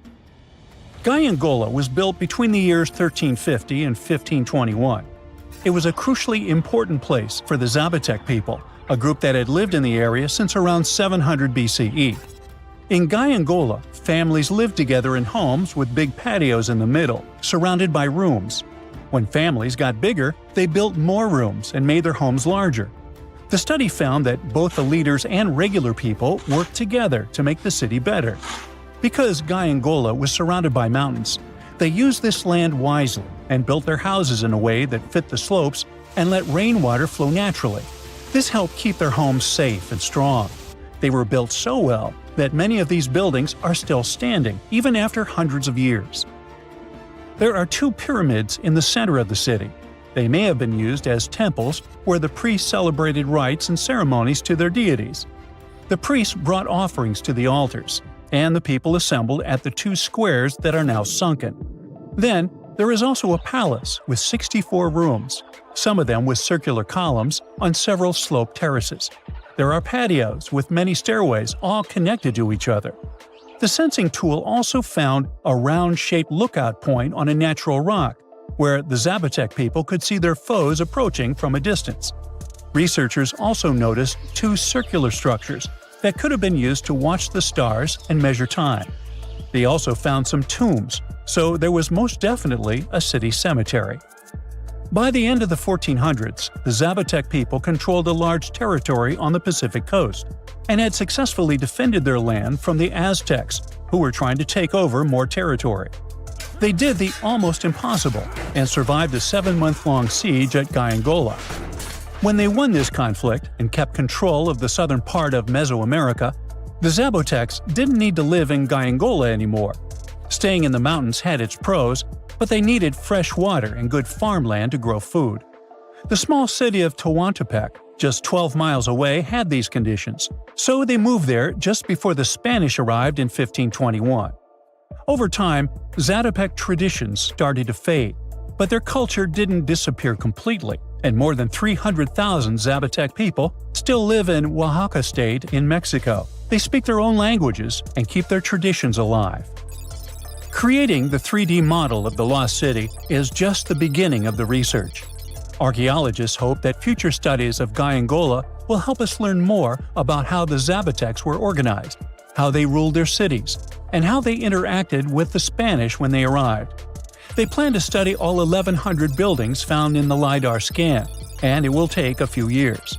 Instead of digging up the ruins, they will use special technology to scan the land and learn more about the city without damaging it. This same tech helped scientists find another massive ancient city that lay hidden beneath the thick green canopy of the Amazon forest. A whole network of houses, plazas, roads, and canals was hiding in the shadow of a mighty volcano. For centuries, many scientists assumed that ancient Amazonian people lived in tiny huts, clearing patches of land to survive. But this city, built 2,500 years ago and inhabited for 1,000 years, proves the opposite. Now, scientists think tens of thousands or even hundreds of thousands of people lived in complex urban societies. Scanning the area found 6,000 rectangular platforms, each measuring around 66 by 33 feet, and standing 6 to 9 feet high. These structures were arranged in clusters around central plazas, with straight roads with perfect right angles and paths connecting them. One of the roads was 16 miles long. Building straight roads like this is far harder than just following the landscape. Some of these roads may have had deep spiritual or ceremonial significance. The volcano's rich soil helped the civilization thrive, but it may also have led to its downfall. Researchers also found signs of threats to the cities, such as ditches that blocked entrances to the settlements. Maybe some people living nearby were trying to get in. The next step for the researchers will be studying the adjoining 116 square miles to know more about this large, complex society that could be bigger than the well-known Mayan societies in Mexico and Central America. Meanwhile, in 1963, a man in Turkey discovered an ancient city while renovating his own house. He knocked down a wall in his basement and found a mysterious room. He kept digging and saw a tunnel. It led to the Derinkuyu underground city. It's one of the deepest multi-level underground settlements in Cappadocia and in all of Turkey. The inhabitants lived on 8 levels and had access to cellars, storage areas, chapels, a school, a study room, and other structures. All floors were connected by an extensive network of tunnels. The underground city was probably built as a shelter. The construction is hiding at 279 feet deep, and you can't see it from the outside. The complex was large enough to shelter about 20,000 people with their livestock and food supplies. There was also a 180-foot ventilation shaft. Archaeologists believe that Phrygians first built the levels. The Romans used and enhanced the structure later. The golden time of Derinkuyu was during the Byzantine era.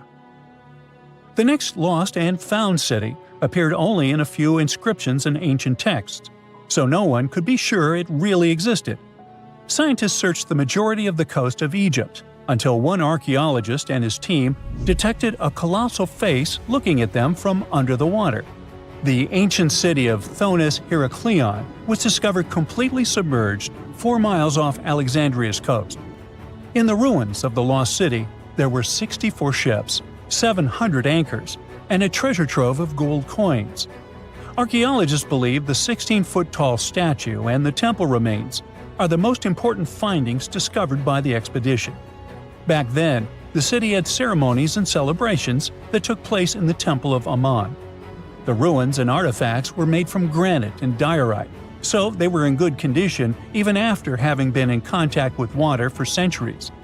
They give people a glimpse into what life was like 2,300 years ago in one of the most important trade ports of the world.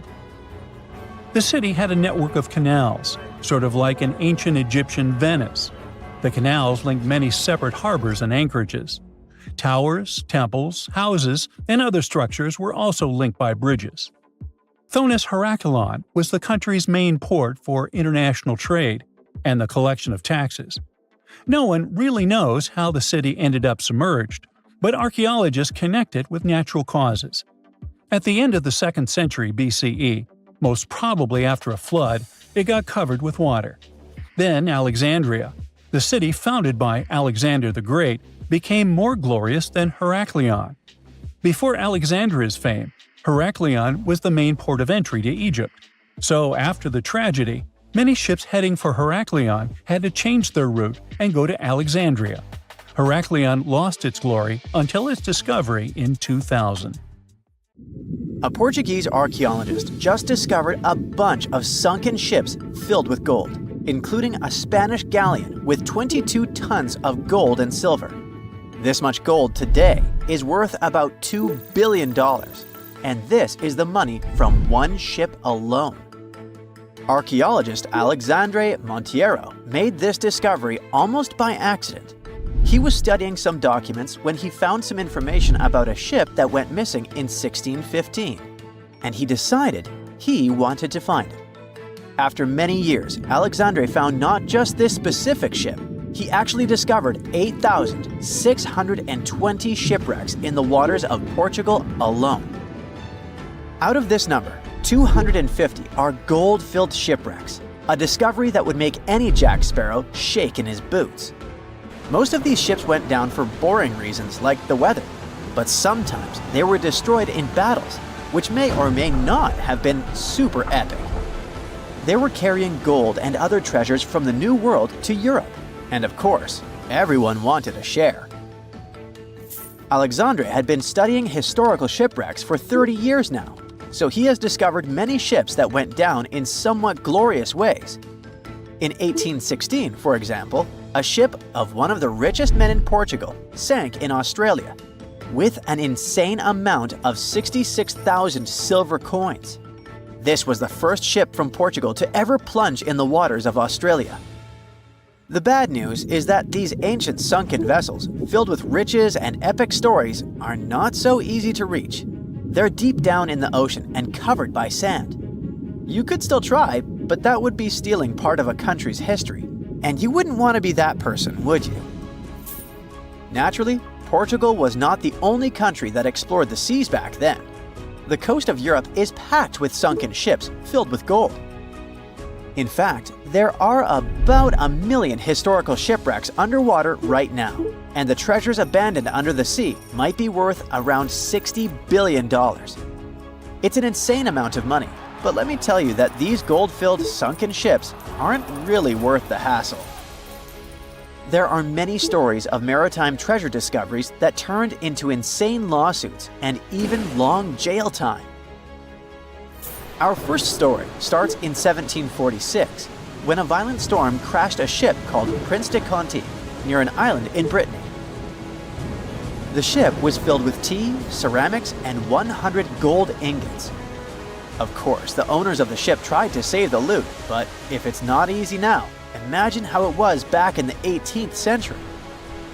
It took more than 200 years for the vessel to be found. It finally happened in 1975, when a group of French men discovered it and decided to take pretty much every valuable thing they could find. Now, I said these things were not worth the trouble for a reason. In France, if you find anything that can be historical, you must declare it to the local authorities within 48 hours. Fail to comply, and you will be committing something known as a crime.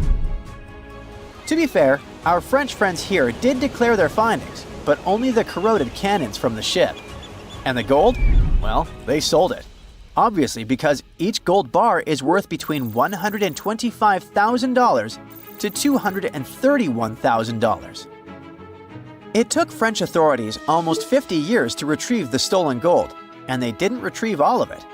Part of it was bought by an elderly couple living in Florida, and the crime is so serious they were charged for connection with money laundering, organized crime, and the trafficking of cultural goods.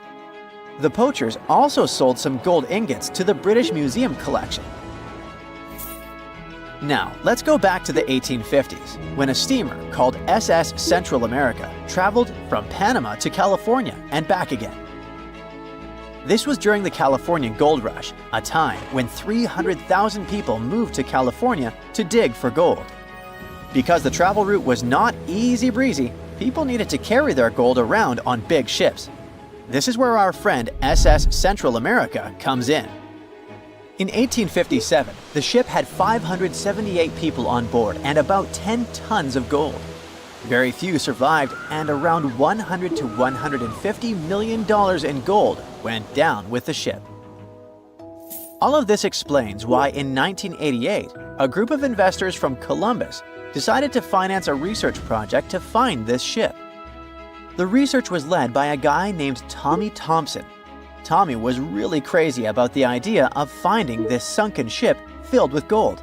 It took him years to find the exact location of the SS Central America, especially because the ship was 7,500 feet beneath the surface of the Atlantic Ocean, and retrieving it required a lot of fancy tech. A group of 161 investors paid for his adventure, but it goes without saying that they were not doing this out of love from their hearts. They invested $12.5 million in this project because they were expecting to earn at least 10 times more. But since life is not all sunshine and rainbows, 39 insurance companies sued the research team as soon as they retrieved the gold. Back when the ship was up and running, these companies insured the cargo of the SS Central America, and when the cargo was finally retrieved, more than 100 years later, they wanted to be compensated. They said it was not their job to retrieve it, but that doesn't mean they abandoned it. This crazy talk didn't stick, and 92% of the gold was given to the research team. The plot thickened when the investors were scammed by none other than Tommy Thompson, who fled with $4.16 million. He also had 500 gold coins, but he's not telling a soul where they are. Nonsense like this is the reason why most countries have rules to protect cultural properties. And yes, sometimes shipwrecks can be a cultural property. Obviously, there are many maritime treasure discoveries that happen without breaking any laws. The SS City of Cairo, for example, was a steamship that submerged in 1929 with 2,000 boxes of silver coins weighing 122 tons. A company called Deep Ocean Search retrieved the coins from a depth of 17,000 feet, which is 4,500 feet lower than the Titanic. 34 million pounds went to the UK Treasury, and the Deep Ocean Search also got a share. The good news here is that some of the coins can be bought by collectors, legally. Paying for a treasure is probably the closest you can get to an underwater archaeology find. I know, all I did was destroy your piracy dreams. But while raiding gold-filled shipwrecks may be a crime in most countries, or just financially impossible for us mere mortals, not all hope is lost. There is about $771 trillion worth of gold lying on the ocean floor, and it doesn't have an owner. It's like an underwater gold mine, except the gold is in the water. You know how the water of the ocean is salty? Well, the gold gets mixed with the minerals in the water, so it's not like you stumble upon a gold nugget on the beach.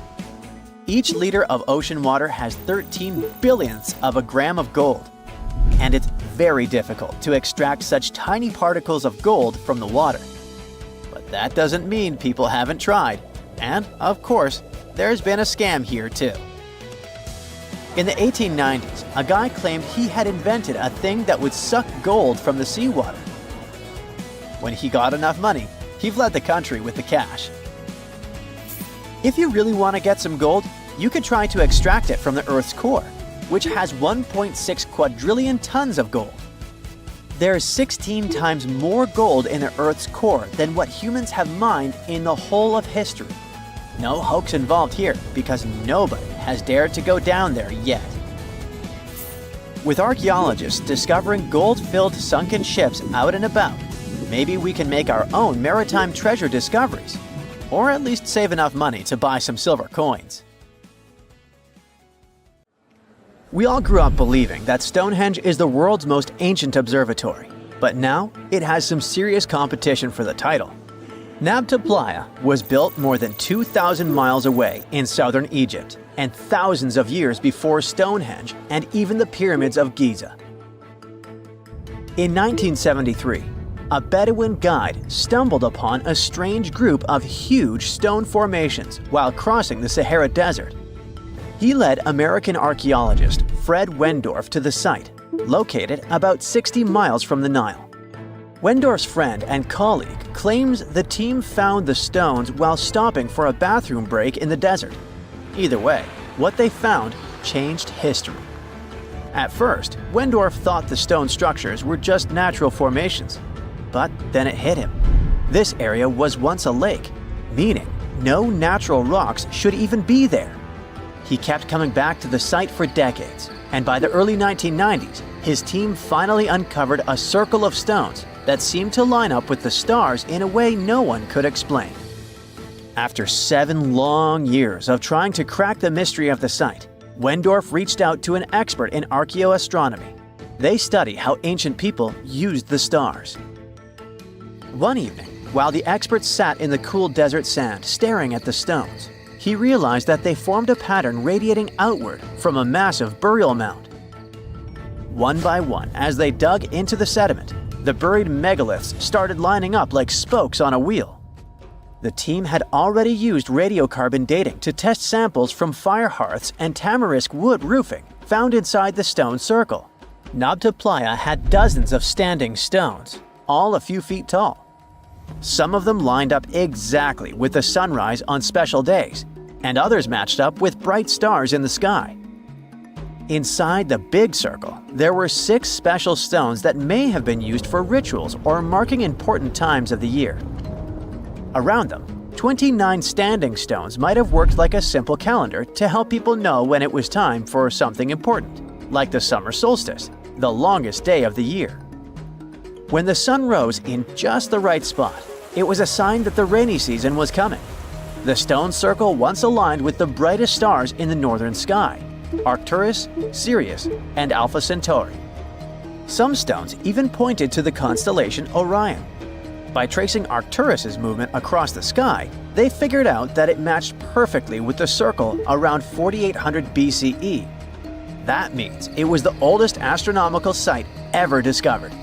And the people of Nabta Playa may have been watching the stars thousands of years before telescopes were even invented. It looks like it had a huge meaning for people living and traveling through the desert. Over 10,000 years ago, the long, cold, and dry ice age that lasted for tens of thousands of years was finally fading away. Northern Africa got massive monsoons and rains that filled up seasonal lakes. So, parts of the desert turned into short-lived oases. For the nomadic people who roamed this harsh land, these summer rains were everything. Their entire way of life revolved around cattle. When archaeologists opened the central tomb at Nabta Playa, they dug up cattle bones and even a massive rock carved into the shape of a cow. The people who built it used the stars to guide them and find hidden watering holes like Nabta Playa, which likely held water for about 4 months a year, starting with the summer monsoons. But there was no North Star back then, so instead they navigated using bright stars and the way the sky seemed to spin in circles above them. When the lakes were full, the standing stones would be partly submerged, and from the western shore, you would see the reflection of the stars on the dark water. Nabta Playa is way less famous than Stonehenge, perhaps because its stones were buried and the famous site in England was open to visitors for thousands of years. Sadly, when Nabta Playa did become famous, some tourists ruined parts of it by moving stones around, which messed up the ancient star alignments. To protect it, the authorities moved everything to a museum where people can see the stones and the carved cow statue without damaging them. The Egyptian Observatory isn't the only construction similar to Stonehenge. It has versions that were used for different purposes, from Germany and France to the US and the Andes in northern Peru. This last one is actually one of the oldest big structures ever built in this region. The circular plaza is made of 2 giant stone walls arranged in a ring. It was likely used for ceremonies and gatherings. Scientists have carbon dated it to be about 4,750 years old, which means it was built before the Great Pyramids of Egypt and Stonehenge. The plaza had 2 entrances and a special layer of clay, soil, gravel, and charcoal underneath. It was carefully planned and built. Archaeologists also found ceramic pieces, quartz crystals, and gemstones at the site, so it was definitely a special place. People visited it for centuries, but at some point it was sealed off, probably because of changing beliefs and traditions. The most recent discovery was the remains of a large timber circle roughly the same age and with parallels to Stonehenge, all the way up in Denmark. This open-air structure was likely part of a special area where prehistoric people from the late Neolithic and early Bronze Age gathered for rituals and ceremonies. The circle was made up of 45 giant wooden posts, forming a huge ring about 100 feet wide. The wood is gone now, but scientists believe tall timbers once stood in the holes and created an impressive wood henge. No one knows exactly what these circles were used for, but archaeologists have found animal bones and food remains at similar sites. So people probably used to gather there for feasts and rituals. In 2024, scientists found 2 ancient stone circles from the Neolithic period in Dartmoor National Park in England. Some archaeologists believe they might form a sacred ark. Many of Dartmoor's stone structures were built in a curved shape on the high ground in the center of the area. A long time ago, Dartmoor was covered in forests, so people may have used the high ground as important markers. One of the newly found circles fits inside this ark, but the other one is outside of it, to the north. This could have been an entrance point into the ark. There's also a raised bank of earth near the stones, which looks similar to other famous Neolithic sites, like the Ring of Brodgar in Scotland and Stonehenge itself. This means the people who built these circles may have visited Stonehenge or been inspired by it. Archaeologists in Oman found ancient stone monuments called tralith, which got the nickname Arabian Stonehenge. They were finished about 2,000 years ago, but no one knows for sure who built them or why. Scientists also found stone hand axes that are incredibly old, between 300,000 and 1.3 million years old, from the time when the first humans left Africa. At another site in central Oman, archaeologists discovered a Neolithic tomb from around 5000 to 4600 BCE. There are 2 chambers with the bones of dozens of people inside beneath a giant megalithic structure. Nearby, they also discovered rock carvings that were made by people who lived in the area. And then there is another Stonehenge look-alike, this time in Saudi Arabia, that was used as an apartment complex thousands of years ago. Archaeologists discovered a total of 345 stone circles by looking at aerial photos of a lava field. Each circle is between 13 to 26 feet and has at least one large standing stone in the middle. These structures still have remains of stone walls and doorways. Stone circles like Stonehenge are often linked to ceremonies and rituals, but scientists say that many early houses were actually built in round shapes, and rectangular homes only became common much later in history. A ship filled with gold and other treasures worth over $13 million was found in the middle of the Namibian desert after almost 500 years. The worker who found it was actually looking for diamonds, but ended up with something way more valuable for history. There were some blocks of copper, some wood, pipes, and elephant tusks. The miners called for an archaeologist, who soon realized it wasn't a disturbed beach like they thought, but a shipwreck. All evidence showed that it was a Portuguese trading vessel, Bom Jesus, that went missing in the 16th century.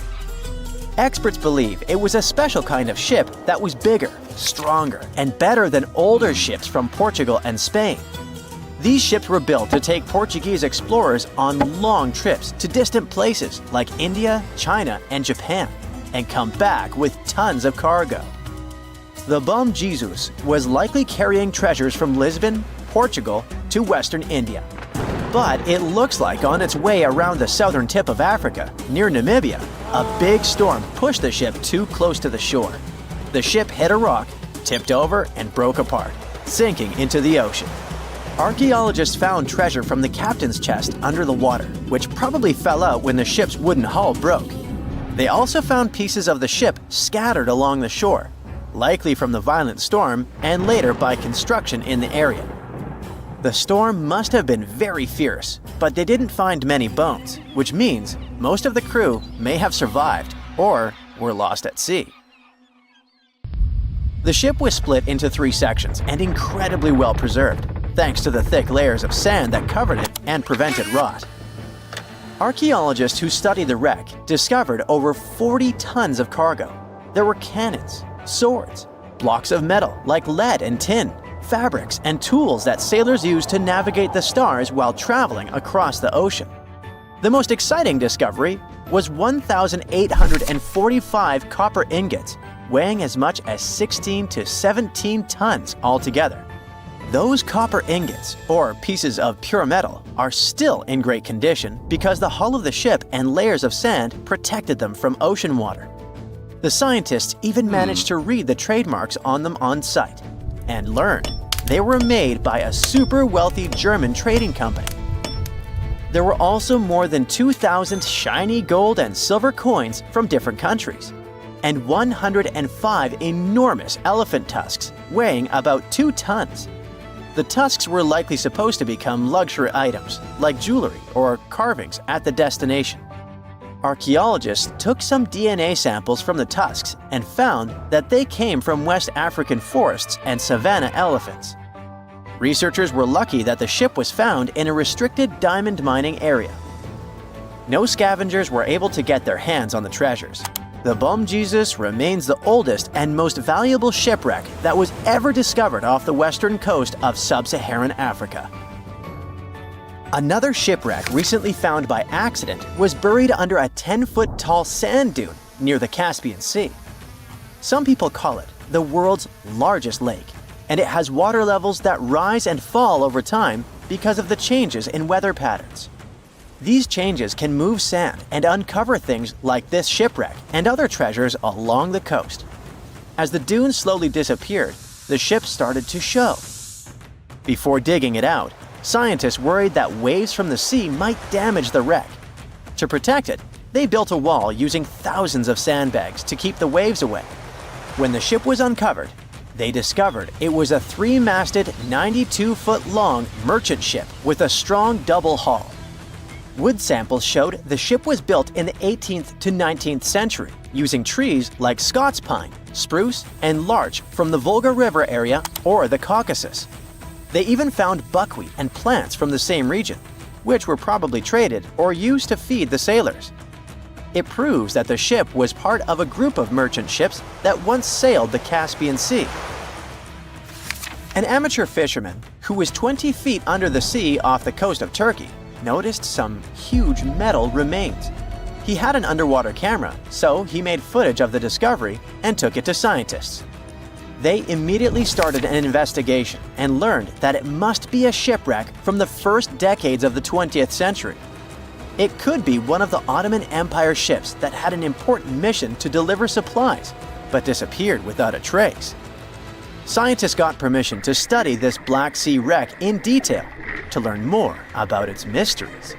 They're hoping to find its shipyard documents to find some answers, as the ship itself is in terrible condition and is tricky to work with. Robot submersibles that belong to an oil and gas company noticed hundreds of intact ancient storage jars sitting on the seabed in the eastern Mediterranean. Experts think those jars are 3,300 years old. This makes the find the oldest shipwreck from the deep sea. The jugs were probably used to store oil or other agricultural products like fruit. This proves that the people who made them organized maritime trade and had incredible navigational skills. It looks like the ancient mariners managed to traverse the Mediterranean Sea without a line of sight to any coast. All they could see was the horizon, so they must have used the sun and other stars to find their way. Off the coast of Sicily, under 20 feet of sand and rock, archaeologists found a shipwreck so old that they aren't even sure what materials were used to build it. They think the ship is from the 5th or 6th century BCE, which means it's over 2,500 years old. This ancient ship wasn't alone. Researchers also found 2 iron anchors shaped like an upside-down T from around the 7th century of the Common Era and 4 stone anchors from prehistoric times nearby. One of the stone anchors was broken and may have had wooden pieces attached to help it hold on to the seafloor. They figured out that the ship itself was built using the on-shell technique.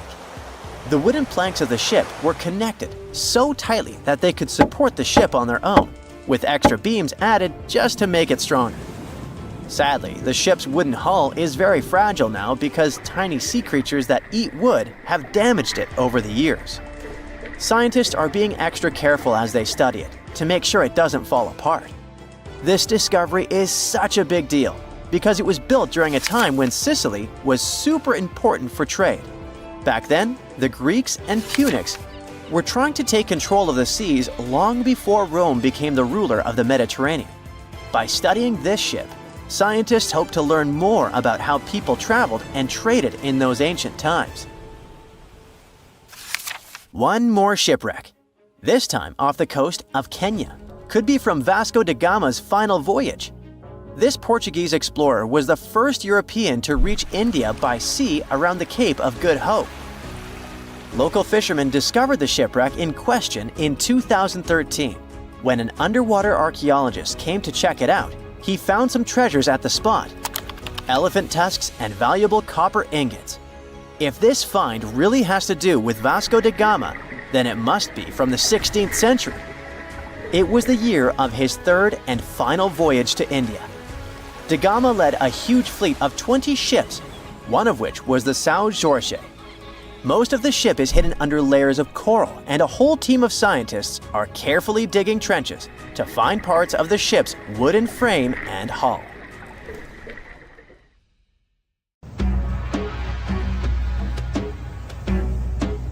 This is not a dune set. This is a very real desert in Niger. Jado was probably built by the nomadic Sao people and is filled with czars, which are fortified houses made of salt and clay, with giant walls and secret passages. Located deep in the desert, it was once a vital stop for trans-Saharan caravans, but is now a hotspot for smugglers and bandits. The site has been off-limits since 2002 due to its dangers. The origin of the Khazars remain a mystery. No archaeological studies have been conducted, leaving many questions unanswered.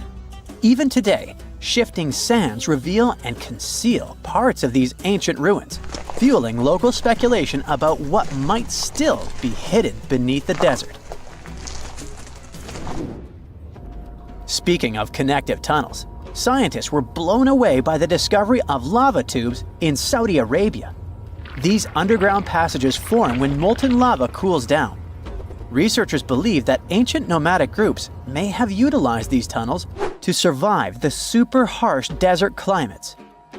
While excavating the tunnels, archaeologists uncovered artifacts, rock art, and skeletal remains. The art and animal bones show that the people who used the tunnels were probably sheep and goat herders.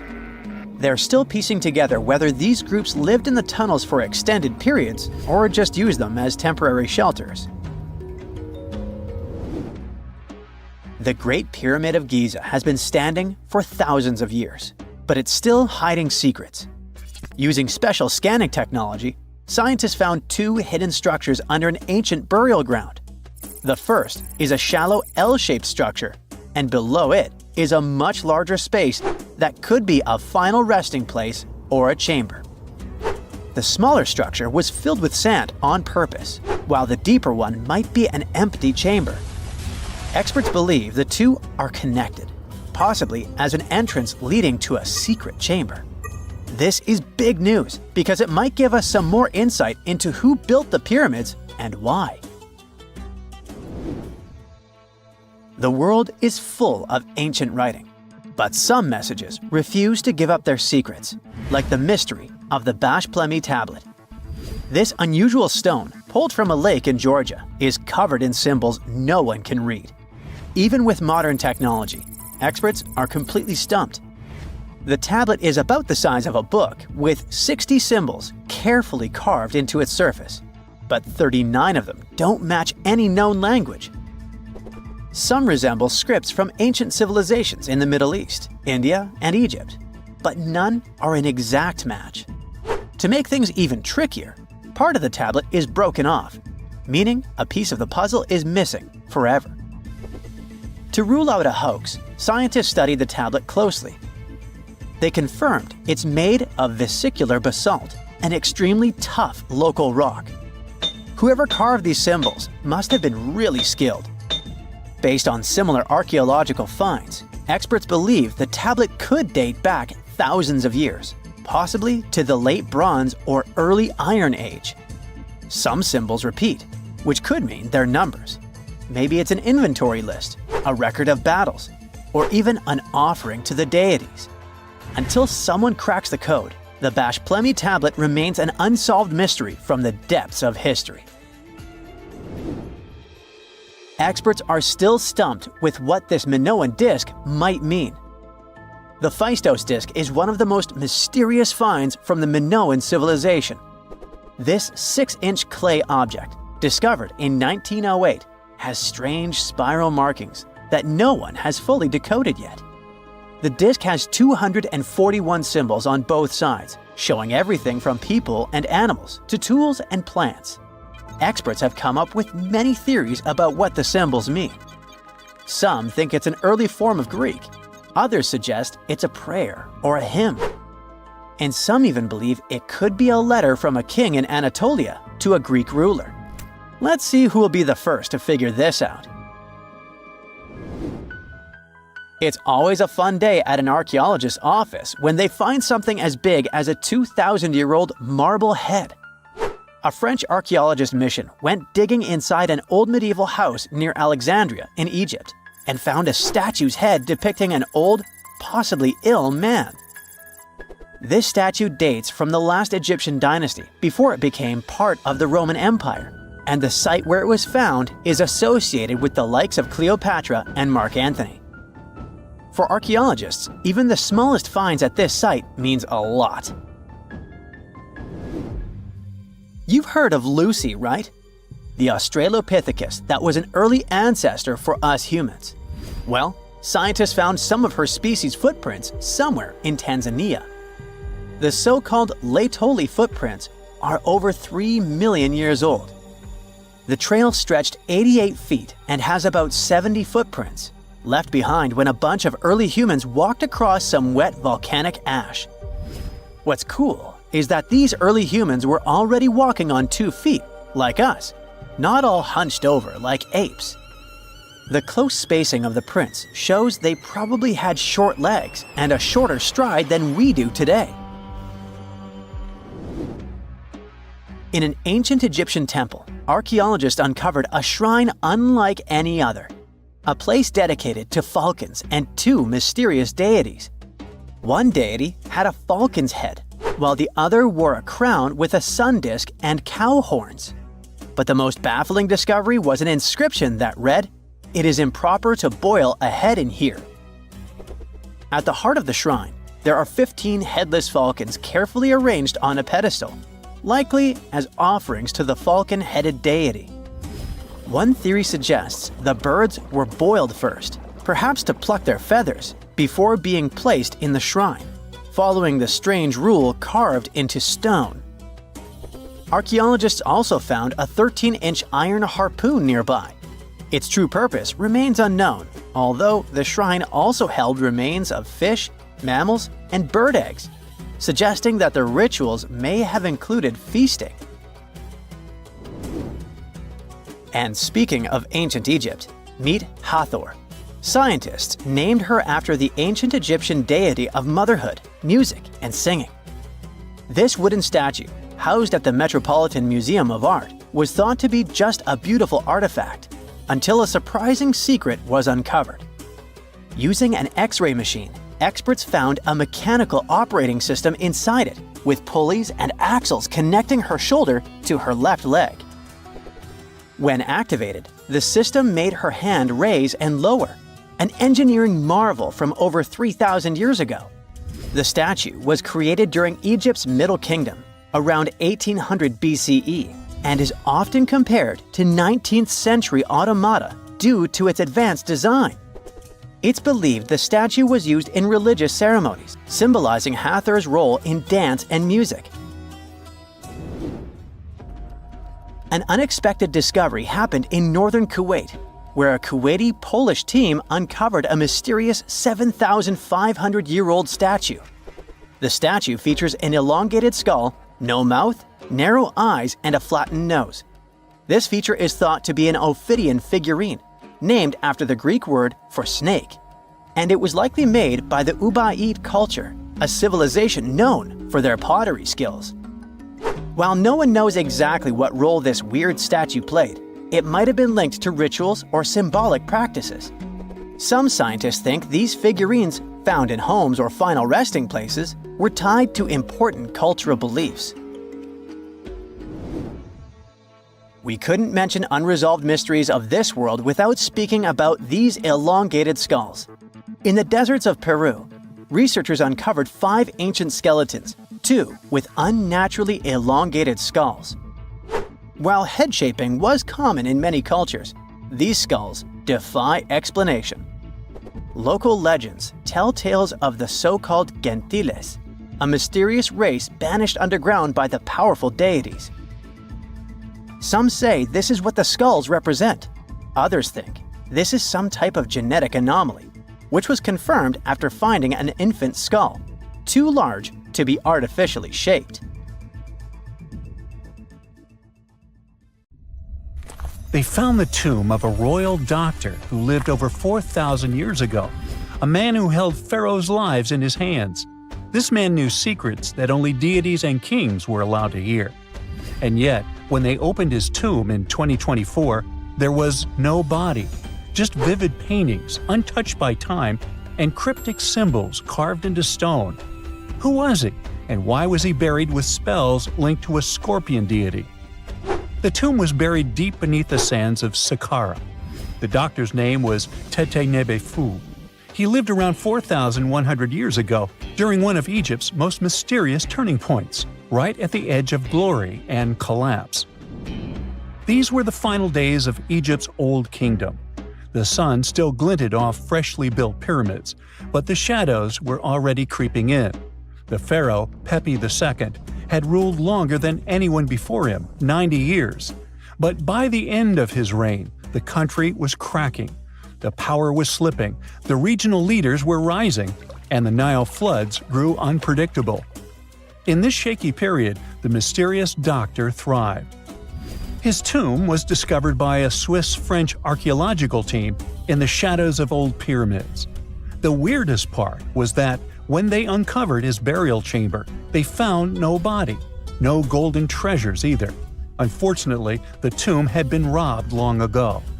But what remained was something even more fascinating: the words and images left on the walls. The paintings are still vibrant, bright colors that somehow survived all those years underground. The walls show jars, containers, strange abstract patterns, and geometric shapes. And then there are hieroglyphs, lines and lines of sacred script carved with precision, like someone had poured their soul into every curve. These inscriptions revealed who Teti Nebi Fu truly was. Turns out, he wasn't just any doctor. He was the conjurer of Serket. Now, Serket was the female deity of scorpions, sacred and terrifying. Egyptians believed she could stop venom, heal bites, and protect the living from toxic elements. The title, Conjurer of Serket, meant Teti Nebi Fu was a specialist in treating dangerous stings and bites.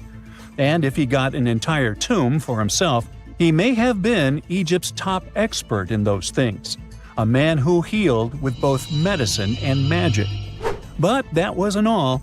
He also held the title Director of Medicinal Plants, a title seen only once before in all of ancient Egypt. That means he knew the healing power of herbs, roots, and oils like no one else. Now, you might wonder, what plants in a huge land of sand? But in reality, ancient Egyptians used herbal medicine that would hold up in some labs today. They created pills, ointments, and inhalers. Most often they chose some active ingredient, a flavor to make it easier to take, and something to deliver it into the body. Sound familiar? And yeah, they didn't have many traditional plants, so some of these ingredients were bizarre by our standards, like using crocodile dung and acacia mixed with honey. They even had formulas for anti-wrinkle creams. And apparently, our mysterious healer was also chief dentist. This title is almost never seen in ancient records. Evidence of Egyptian dentists is incredibly rare. Turns out, our ancient genius didn't just fight stings and study plants. He was also trusted with teeth and jaws, which were actually a huge problem in ancient Egypt. These people may have built wonders, but their teeth paid the price. Ancient Egyptians constantly caught grains of sand in their mouths. They often ate grit-filled bread and raw vegetables, which wore down enamel and caused a horrible condition called attrition. This led to tons of problems, including tooth loss. They had to improvise back in the day. For example, crafting the world's oldest known toothpaste from crushed rock, mint, and pepper, which ironically only made things worse for the gums. Or a toothpaste from things like eggshells, pumice, and natron, a salty mineral used for cleaning. They were also inventing mouthwashes from celery, bran, and herbs to ease the problem. Some mummies were even found with crude metal braces and gold wires attaching missing teeth. Though we're not sure if these were for the living, or was it just a nice little addition added as an afterlife gift. So, Teti Nebi Fu specialized in all these fields. 3 rare titles for one man. Now, back in the day, he must have been admired as incredibly knowledgeable. In a world without modern science, he would have been like a sorcerer who knows how some leaf or bark could save a life. That's why archaeologists believe Teti Nebi Fu wasn't just any doctor. He was, most likely, the royal physician, the one who treated the pharaoh himself. We don't know for sure which king he served. Maybe it was Pepi II, and who knows, maybe that's why the guy lived so long. But if that was the case, Teti Nebi Fu may have lived through the final moments of the Old Kingdom. watching the Golden Age crumble from inside the palace walls. And then he was buried. The body was looted, or perhaps just lost to time. But the team says they're still studying the tomb, still uncovering the traces of this incredible man. Overall, ancient Egyptians were practicing medicine on a crazy advanced level. Some practices feel familiar even today. They had hospitals, specialists, surgeries, and many more things, even medical schools. Both men and women were allowed to be doctors. They healed with various methods and practiced surgery with actual tools, scalpels, forceps, even sutures. Some doctors treated only the eyes, others the teeth, the stomach, or even what they called the hidden diseases. They knew how to clean and dress wounds, could set broken bones using splints made of wood or reeds wrapped in linen, and even prevented infections. There were even proctologists. They also built the first prosthetics, like a wooden toe with leather straps that help people walk normally again. The oldest known prosthetic is 3,000 years old. Now, the most shocking part is how they actually even tried to remove tumors. A recent study looked at a 4,000 years old skull. It belonged to a man in his 30s. There were signs of past tumors, and around 3 of them, there were marks, surgical cuts made with a metal tool. That suggests someone attempted to remove or study them, maybe treatment, maybe an autopsy. There was another skull of a woman over 50 years old. It also showed similar signs, but with healed fractures from an earlier injury, which is amazing because her treatment might have actually been successful. Being a healer in this society meant something powerful. It meant being a priest, a scientist, and a magician all at once. To ancient Egyptians, medicine was a necessary art, and they treated it with as much reverence as they did their deities. That's because they believed that sickness could be both physical and spiritual. So a doctor could recite a spell while applying a salve, and a lot of their treatments worked. The reputation of doctors in ancient Egypt was so strong that leaders from other parts of the ancient world, like Persia, actually sought them out. Even Homer, the Greek poet, once said the Egyptians were the most skilled healers of all. Of course, their understanding of the human body wasn't perfect. For example, they thought the heart controlled thought and emotion. They also didn't know what the brain really did. But their approach, observe symptoms, diagnose, and treat, well, that's modern medicine. Sure, they prayed over the wound, but they also healed it, didn't they? Their most famous physician was Imhotep. That guy was a true polymath, an architect, priest, and a healer who became so revered he was later worshipped as a deity of medicine. Yep, a human who was so cool they turned him into a deity. He lived 2,000 years before Hippocrates, the so-called father of medicine. And yet, some people joke we should drop the Hippocratic Oath altogether and swear an Imhotepic oath instead. These people weren't just laying the foundations of pyramids, they were laying the foundations of healthcare. Stonehenge took approximately 20 million man-hours to build. For comparison, an average human doesn't live much over 700,000 hours. This is Jack, one of the first builders of Stonehenge. Let's say Jack lived to be 80 years old, which is extremely improbable, but it makes it easier for me to crunch the numbers, thanks. If Jack had spent his entire life, from age 0 to age 80, working on the Stonehenge project, it would have required approximately 28.5 generations of people doing the same thing to complete it. That's next to impossible. To make it more plausible, let's multiply that by 2. After all, Jack wouldn't want to dedicate his entire life to moving stones, and he didn't live to be that old. Thus, we arrive at around 57 generations needed to build Stonehenge. That's not enough room on the screen for me to introduce John, Jack's great-great-great-great, you get the drift, grandson. So it all began around 5,000 years ago with just a simple circular earthen bank and ditch. Fast forward to around 26,000 BCE, and the builders replaced that initial structure with a complex arrangement of wooden posts and brought in around 80 dolerite bloom stones from Wales, which were rearranged at least 3 times. Then, a few hundred years later, they added those massive sarsen stones, each weighing around 25 tons. These enormous sandstone blocks were transported about 19 miles to create a continuous outer circle, with 5 trilithons, 2 upright stones topped with a lintel, forming a horseshoe shape inside. It was a millennium-long building process that demanded years of hard work. So, people must have lived nearby, right? But how would they have found shelter back then? Today, we have houses for builders on site, small accommodations that serve as temporary housing. But structures like this definitely didn't exist when Stonehenge was constructed. Did they? Well, actually, they existed. And some recent archaeological digs near Stonehenge prove it.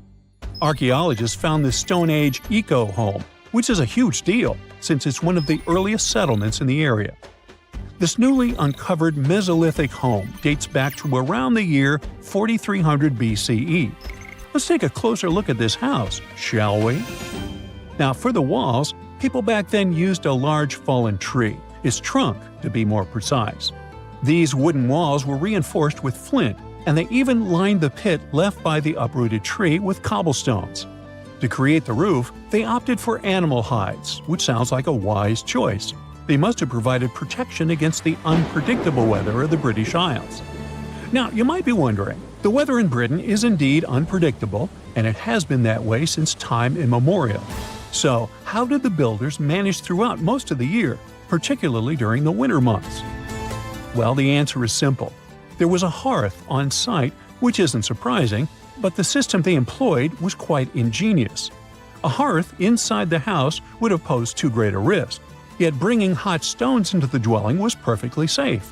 While they were hot, they couldn't ignite the building. So they used these stones from the hearth as a heat storage system to keep warm at night. And as a final touch, they even incorporated various stones for decoration. They didn't exactly get a Pinterest house, but it added a touch of elegance for sure. And if you think this discovery is merely about the houses, think again. It significantly changes our understanding of how people lived during that time. This discovery places them in an important prehistoric setting right at the start of the Neolithic area, sparking some interesting questions about whether these early folks could be related to the people who built Stonehenge. But there's a big worry. Experts are concerned that this significant find, along with other buried archaeological sites, could be at risk if the authorities go ahead with plans to build a tunnel to reroute the A303 away from the World Heritage Site. Sure thing, the house the scientists found wasn't in perfect shape, and it lacked some crucial elements people use for living. Some of them decayed over time, while others were simply absent. So the scientists took 20 tons of chalk, 5,000 hazel rods, and 3 tons of straw, and used all this to recreate the 4,500-year-old design houses. These new buildings are located close to Stonehenge, which is incredible since in this area, planning permission for even a new cowshed is problematic.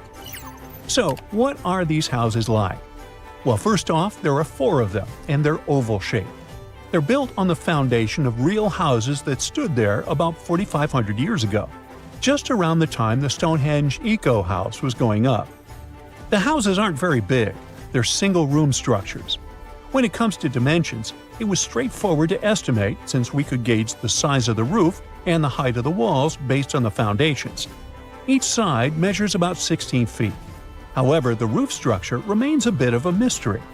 There were a few differing thatching techniques back then, so pinpointing the exact method used for these dwellings is kind of a guessing game. For now, we think it involves knotted or tied straw carefully secured onto a hazel-woven frame. When fires are lit, the smoke from the hearth wafts up through the thatched roof. Now, remember those 20 tons of chalk? That was needed for the floors and walls. The white chalk walls and floors reflect sunlight and capture heat from the fire. But here's the kicker. The builders encountered a challenge because the ground was so waterlogged that some of the chalk floors took weeks to dry out. By the time they should have been bone dry, they were still as sticky as chewing gum. Now, it's safe to say people 4,500 years ago faced similar struggles, and we can really appreciate what they went through while building their homes. The final layer of daub was applied using rags, giving a smooth, almost shiny finish that looks surprisingly classy. The interiors are furnished with wooden and wicker beds and shelves, along with clay pots and jars. all centered around a cozy hearth. The spaces feel surprisingly roomy and are filled with light that streams in through the thatched roof, bouncing off those white walls. Plus, the woven furniture adds a nice touch of authenticity to the vibe. The fires have been lit, and the first meal, bread crafted from flour ground on a stone mill next to the hearth, has been prepared. Those who tried the bread were pleasantly surprised by its flavor, finding it quite tasty. Now, here comes the bummer. Those who recreated the houses did cheat a little. While the materials used were authentic, the tools weren't. They used cement mixers to mix the daub, wheelbarrows to transport the timber, and logs by the hearth were split with steel axes instead of stone ones. Still, the builders aren't professionals, they're volunteers. So I think a bit of cheating is totally cool in this case. There are other volunteers on site who are more than happy to chat about the daily activities of the Stonehenge builders, from grinding grain with a quern to making rope from rushes. But these houses and the Eco House aren't the only remarkable things in the Stonehenge area. Some years ago, archaeologists uncovered a burial site close to Stonehenge that predates the monument itself. This Neolithic long barrow, dating back approximately 56 to 5,700 years, likely contains the remains of some of Britain's earliest inhabitants. The burial site was identified through aerial images that revealed its distinct shape beneath the crops. Salisbury Plain is rich with ancient sites, including Stonehenge, various mounds, and monuments. The area has remained undisturbed over the centuries, which is likely why so many ancient structures are still intact. This discovery also shows a significant shift in human lifestyle during that era, marking a transition from a nomadic existence to settled farming and animal husbandry, much like the Eco House itself. The long barrow in question measures about 85 feet long and 65 feet wide, though much of its above-ground structure has been lost to farming over the years. If this site is like others in the vicinity, it contains the remains of 30 to 50 individuals, along with cow skulls, which were significant to those early communities. Hey, you've heard of Stonehenge. Of course you have. Big rocks mysteriously mounted in circles on a plain in England by, somebody. But what if England's Stonehenge is only a replica of another monument, and its builders just crossed the Atlantic and copied what someone had already done elsewhere? Well, it turns out researchers found another Stonehenge underneath the waters of Lake Michigan. This lake is a hotspot for woo-woo unexplained things. A bunch of disappearances, plane crashes, and now this, an ancient underwater monument that looks strangely enough like Stonehenge. We couldn't help ourselves and needed to dive deep into this story. A ring of massive stones, arranged in a way that felt all too familiar. They saw two circles, an outer one and an inner one, sitting 40 feet below the surface. But this wasn't just a random pile of rocks. These stones had been placed there, purposefully, by human hands. And by doing some further research, they discovered that they were staring at a structure that's over 9,000 years old. Think about it.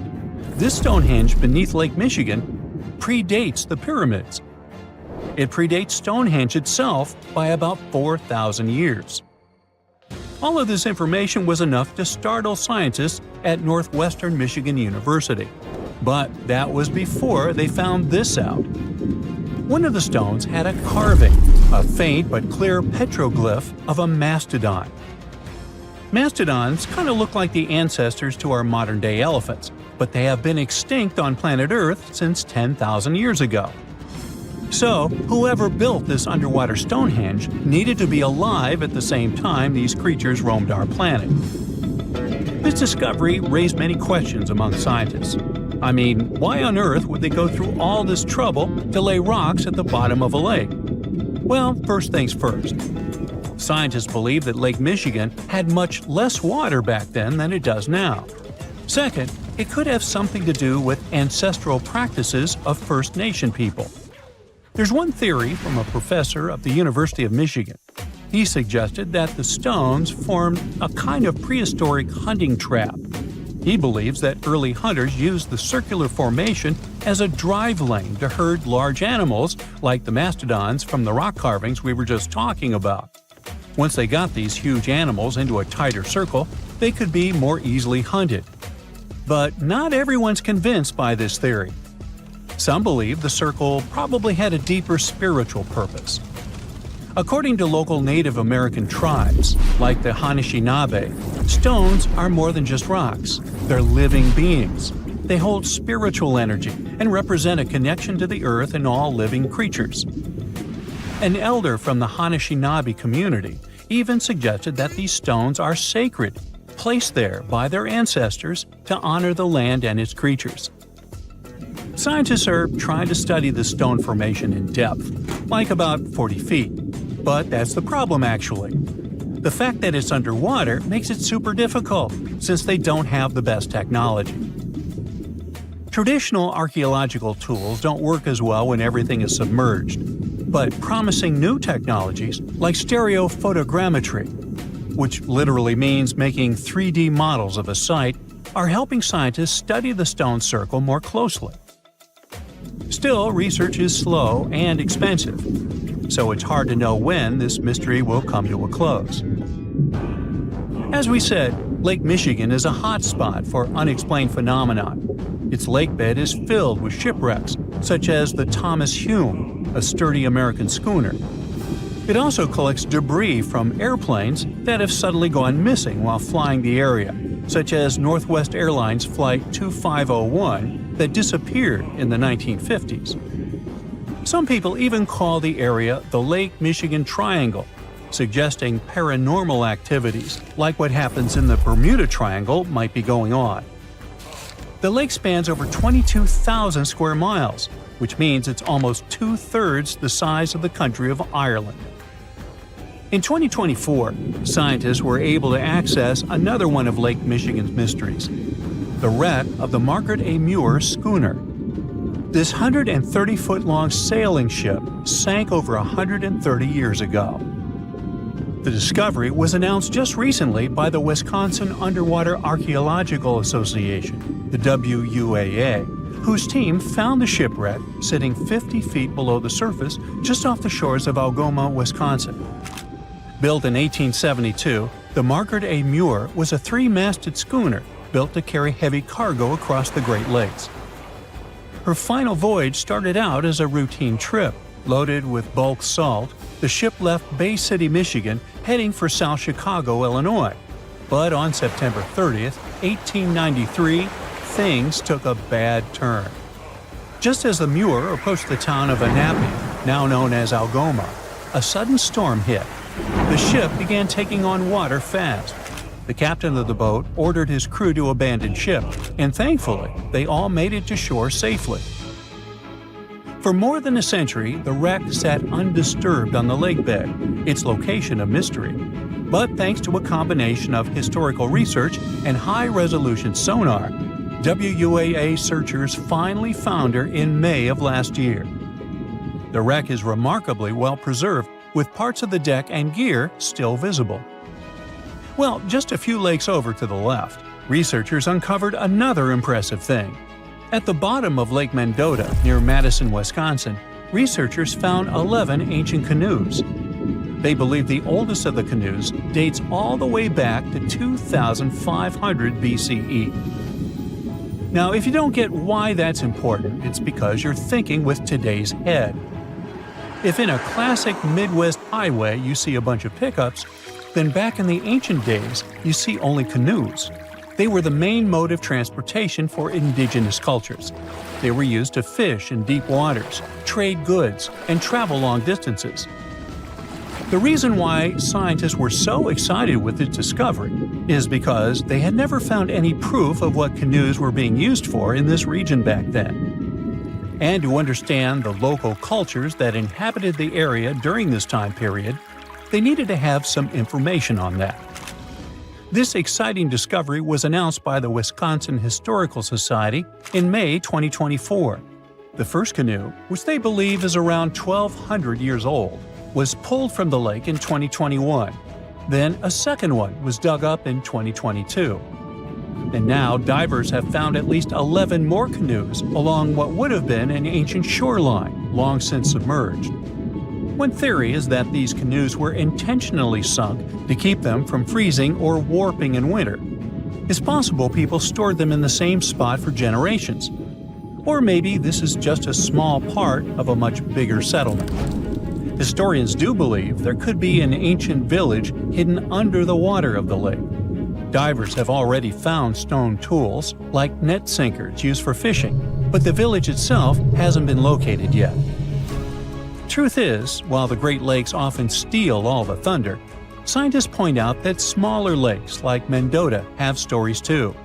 The Wisconsin Historical Society is working closely with Native nations to piece together more about the lake's history. You'll need to believe me when I say there is a third Stonehenge, all the way under the waters of Lake Constance, Switzerland. I mean, think of it like Stonehenge's cousin. Archaeologists began to discover this back in 2015, when they found a line of 170 man-made stone cairns under the lake. Scientists say this was most likely the work of several villages, and that the cairn site was probably used for some collective purpose because, well, the formations are huge. Some of them are several dozen feet wide, and they can build up to 6 feet. The most amazing discovery so far is that the site dates back to around 5,500 years ago. So around the time the original Stonehenge was being built. Some of the facts that link them together are their construction dates, as well as the distinct characteristic of stone monuments built in a circular format. Scientists don't know much about this site yet, but hey, I see a pattern manifested all over the world, don't you? Let's do a thought experiment together, shall we? Now imagine you're climbing the Himalayas. However, you're lost. Where you are seems to be an isolated valley. You used all your food and water source and don't know which way to go. You're so out of energy that you don't even know if you'll be able to get back home. Suddenly, in the distance, you see a sage-looking man walking towards you. However, you can't help but to close your eyes as you are defeated by fatigue. You open your eyes to a totally new place.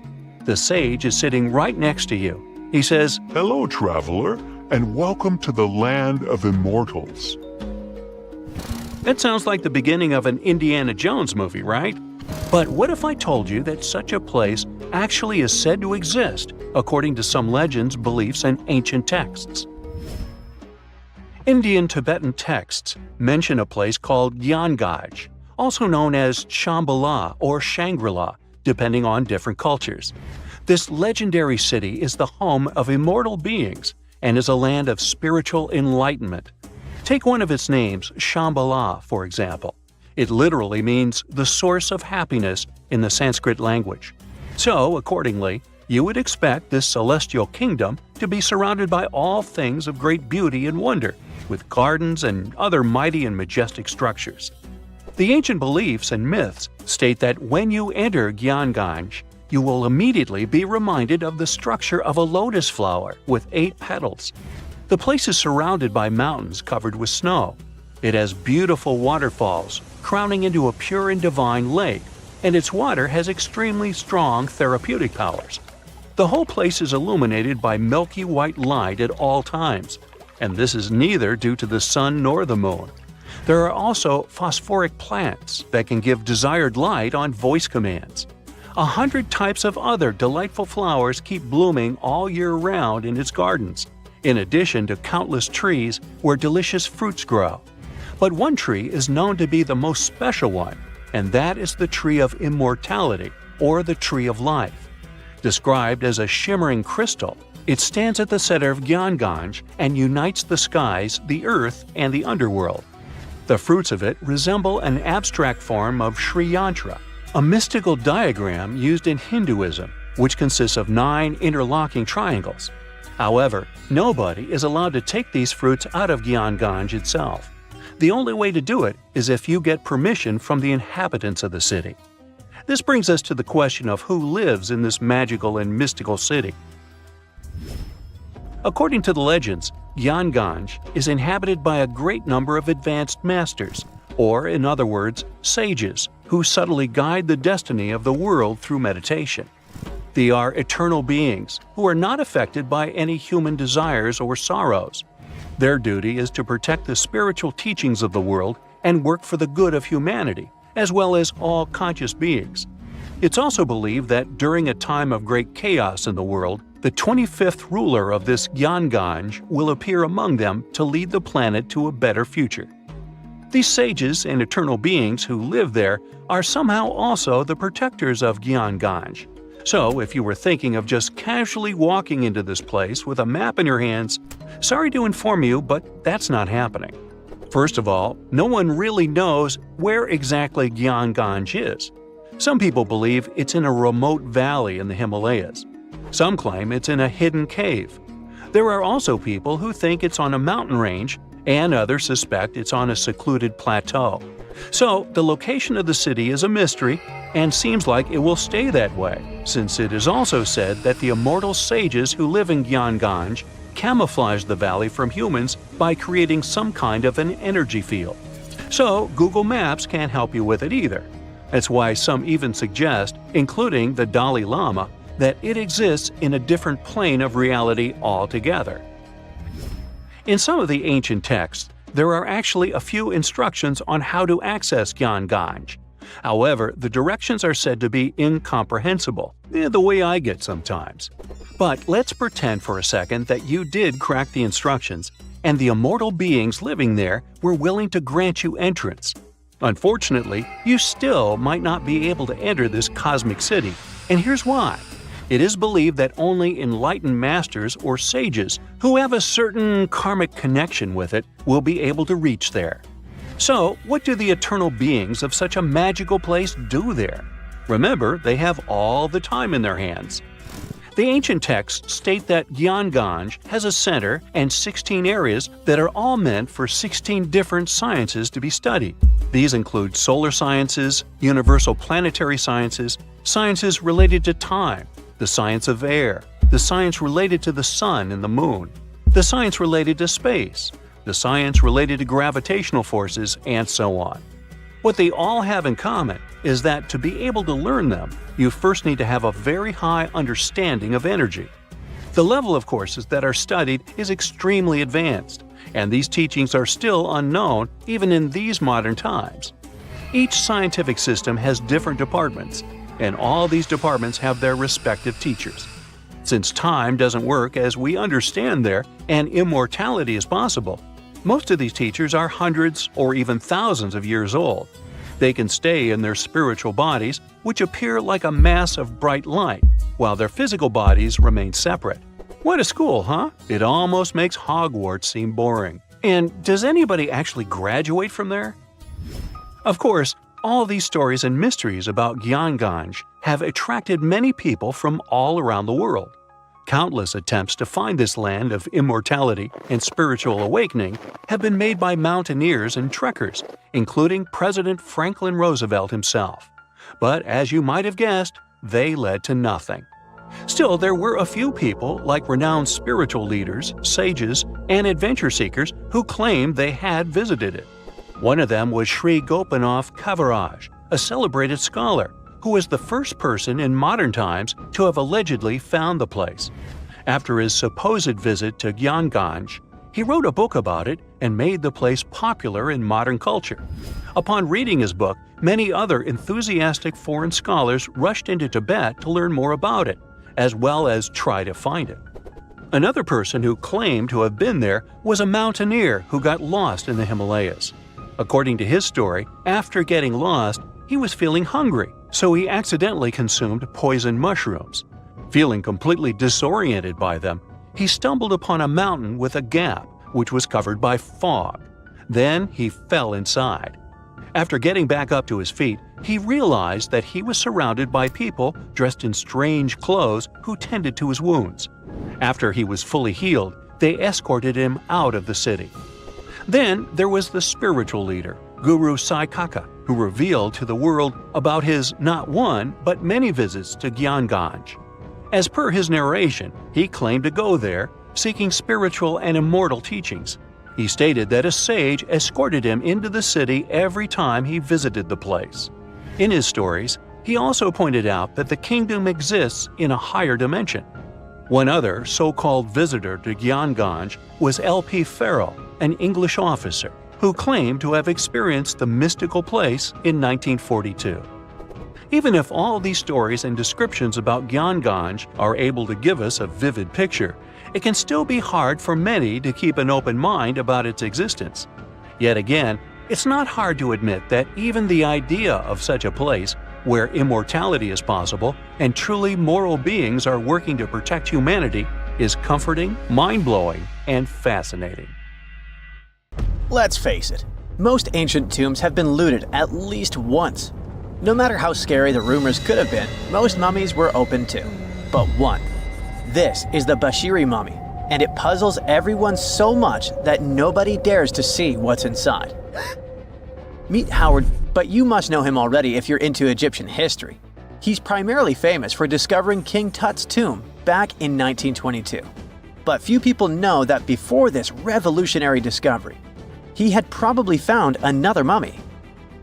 It happened in 1919, and it goes by several names, either the Bashiri mummy or the Mummy of Pacheri, or the Untouchable One.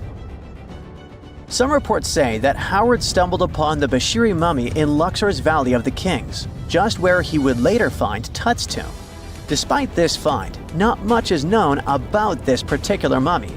The reason why it's still unharmed in any way is not because of some superstitions, but because nobody is sure that they can undo what they do if something goes wrong.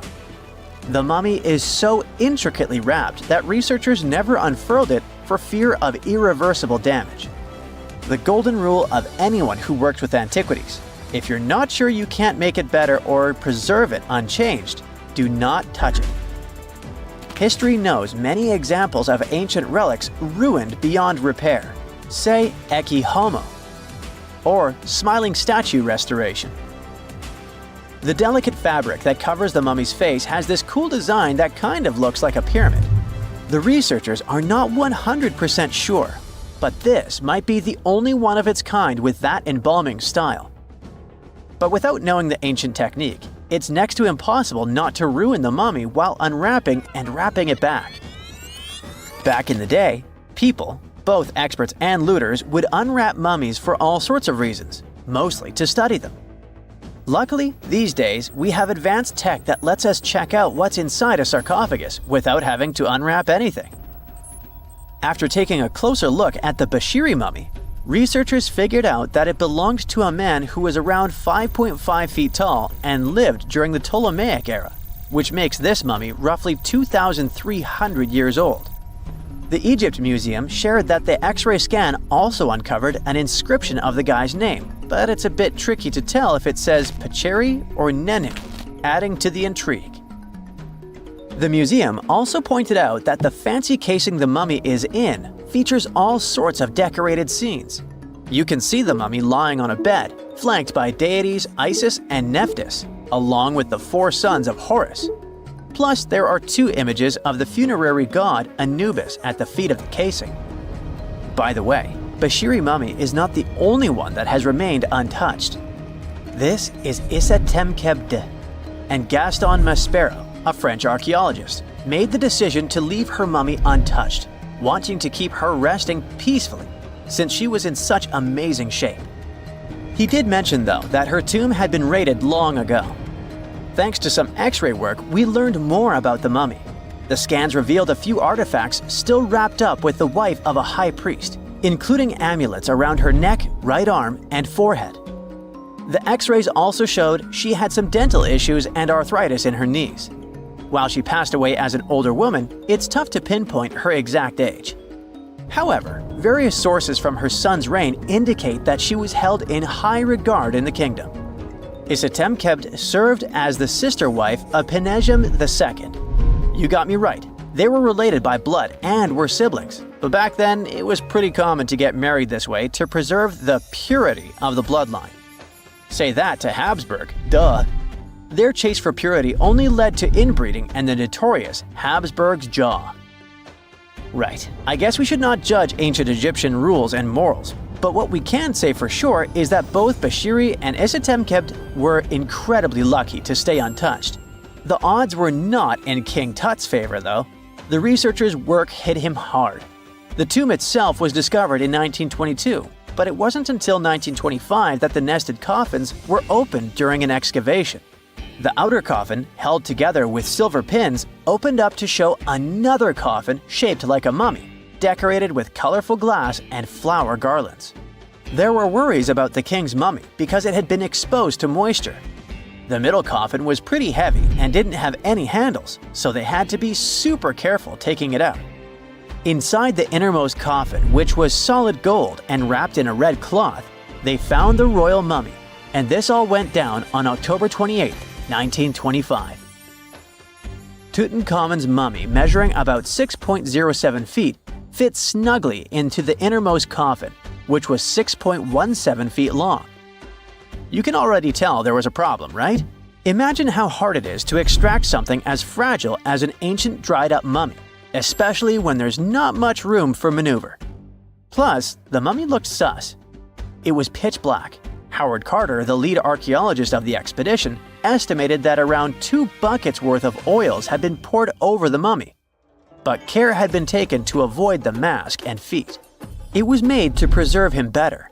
The body was positioned at a slight angle in the coffin, and there was a noticeable difference in the amount of dark oils on the right and left sides, indicating that the coffin might have tilted while being lowered into the sarcophagus. This oil created moisture inside the coffins, and over time, it reacted chemically, which Carter described as a sort of slow, spontaneous combustion, leading to the carbonization of the linen wrappings. Unfortunately, the combination of heat and moisture took a toll on the mummy's trappings as well. The crook and flail fell apart, the resin scarab cracked, and the threads holding the hands and mummy's bands started to decay, making everything quite fragile. Plus, the oils hardened over the years, effectively gluing the mummy and mask to the coffin's bottom. To try and separate the mummy from the inner and middle coffins, they were placed in the sun for several hours, reaching temperatures of 149 degrees Fahrenheit. Despite this effort, the mummy remained stuck, so the initial examination had to be done right where it was. The first part of Tutankhamun's mummy the researchers checked out was his lower legs and feet, meaning they started the examination from the bottom up. As they peeled back the bandages, they uncovered the first of many treasures wrapped up with the king. They took their time to carefully document and photograph everything they found. The inner layers of bandages were in pretty bad shape, mostly turning to dust, making it tough to figure out how everything was originally wrapped. Still, the overall methods matched what was seen in other nobles' mummies from that time. Lots of folded linen pads were used to shape the torso and thighs. The outer and inner bandages were made from fine linen, while the middle layers were coarser. They had some intricate bandaging around the shoulders and chest with a similar style around the groin. Each limb, along with fingers and toes, which were fitted with gold caps, was wrapped separately. Tutankhamun even wore gold foil sandals on his feet. They hoped to separate the mummy from the coffin by removing the outer bandages, but the resins had stuck the body to the coffin. So, the researchers ended up chiseling it out. To do this, they had to cut the torso in half at the hips and disarticulate the arms to continue unwrapping. Each part was treated with hot paraffin wax for stability, and later the hands and feet were reattached with resin. Finally, they used hot knives to detach the head from the mask. To check the teeth, it was decided to make an incision around the jaw and neck, which was later fixed with resin. So technically, the scientists did all they could to preserve the mummy, but still, in a way, it ended up being damaged beyond repair. What do you think? Should they have left it in the coffin? Or did they do the right thing? Let us know in the comments. Stonehenge wasn't a witchy monument to travel through time. It was actually constructed as a hope to build a different future. Recent research just found out that the monument was probably raised as an attempt to reunite the Britons during a period of big division. The thread of this story lies on the altar stone. the monument's most iconic rock. For years, scientists believed that the stones used in Stonehenge, including the altar stone, came from the nearby Preseli Hills in Wales. In this scenario, Stonehenge would have been built by a local community. That is, Neolithic people who would have found easy-to-access materials to build a ceremonial mound, a sundial calendar, and a final resting place, all in one. Things changed when another discovery was made. In 2018, leading-edge research pointed that the altar stone actually came from the River Tay region in northeastern Scotland, which is located over 400 miles away from Stonehenge. Scientists found similar rocks as such in Scottish monuments. You see, the altar stone is a recumbent stone, laying on its side. Many of the rocks were found in ceremonial stone circles in Scotland, and they are unique to this region. When this discovery broke through, it got archaeologists thinking. Maybe Stonehenge wasn't just a local project, but a wider collaboration between different tribes and communities across Britain. To understand this, we need to rewind to around 3000 BCE. That's when Britain still wasn't a unified country per se. Rather, it was a patchwork of tribes such as those coming from southern or eastern Europe, each with their own customs and beliefs. As an island, Britain's population changed many times. Britain was mainly composed of farmers who descended from people from the Middle East and arrived on the land around 6,000 years ago. This group thrived in the area until 2500 BCE, when another group coming from the regions of the Netherlands and Germany started to appear. These ones, also known as the Beaker people, were responsible for the large population turnover that Britain experienced during the Neolithic period and the years that followed. The Beakers were called so because of a specific type of pottery they used to make and bury their loved ones with after their passing. It's possible that the original dwellers of the land didn't like it that their land was being repopulated. And what researchers suggest is that Stonehenge was this attempt to reunite the original Neolithic farmer population and regain some type of identity control over their land. They would have invested a lot of time and energy in bringing the altar stone all the way down from Scotland, without the help of wheel technology, for example. You see, the wheel had already been invented in Lower Mesopotamia, but since there was no Wi-Fi at the time, the Brits weren't aware of this technology until much later on. This whole territorial crisis could have driven locals to use their resources to move the altar stone to Salisbury Plain in England, in order to reunify the land. You see, Stonehenge wasn't built in one go. Its history dates to around 3000 BCE. That's when the monument was just a circular ditch and bank, known as a henge. Inside, they placed wooden posts and possibly totem-like carvings. This version of Stonehenge wasn't about rocks yet. It was more of a ritualistic place and possibly a final resting place. They found several cremation pits from this period, making it the oldest resting place in all of Britain. It was only around 2600 BCE that the blue stones came around. The naming might be a bit misleading since they're not literally blue rocks. They have a bluish tinge to them when they're freshly broken, hence the name. These smaller rocks probably came from the Preseli Hills in southwest Wales, which is about 150 miles away from Stonehenge. Some researchers say that the ancient ones believed that blue stones had healing qualities. So we can maybe guess why they went through all of the trouble to move them from Wales to Salisbury Plains, huh? A little bit later than that, circa 2500, that's when we start having the Stonehenge we know and love today. That's when the Sarsen stones started to arrive. The Sarsens are Stonehenge's huge stones. I mean, each Sarsen can weigh around 25 tons. That's as much as 3 African elephants stacked together. The Sarsens make that iconic outer ring circle. Supposedly, that's also when the altar stone was moved from Scotland directly to the heart of Stonehenge. The altar stone is the largest of the blue stones used to build Stonehenge. Today, The altar stone lies recumbent at the foot of the largest trilithon of the monument. In case you don't know, the trilithons are the horizontal stones used to form those famous arches we see today. And here's where the story takes a twist. For nearly a century, scientists believed that the altar stone came from the same area as the Blue Stones, the Preseli Hills in Wales.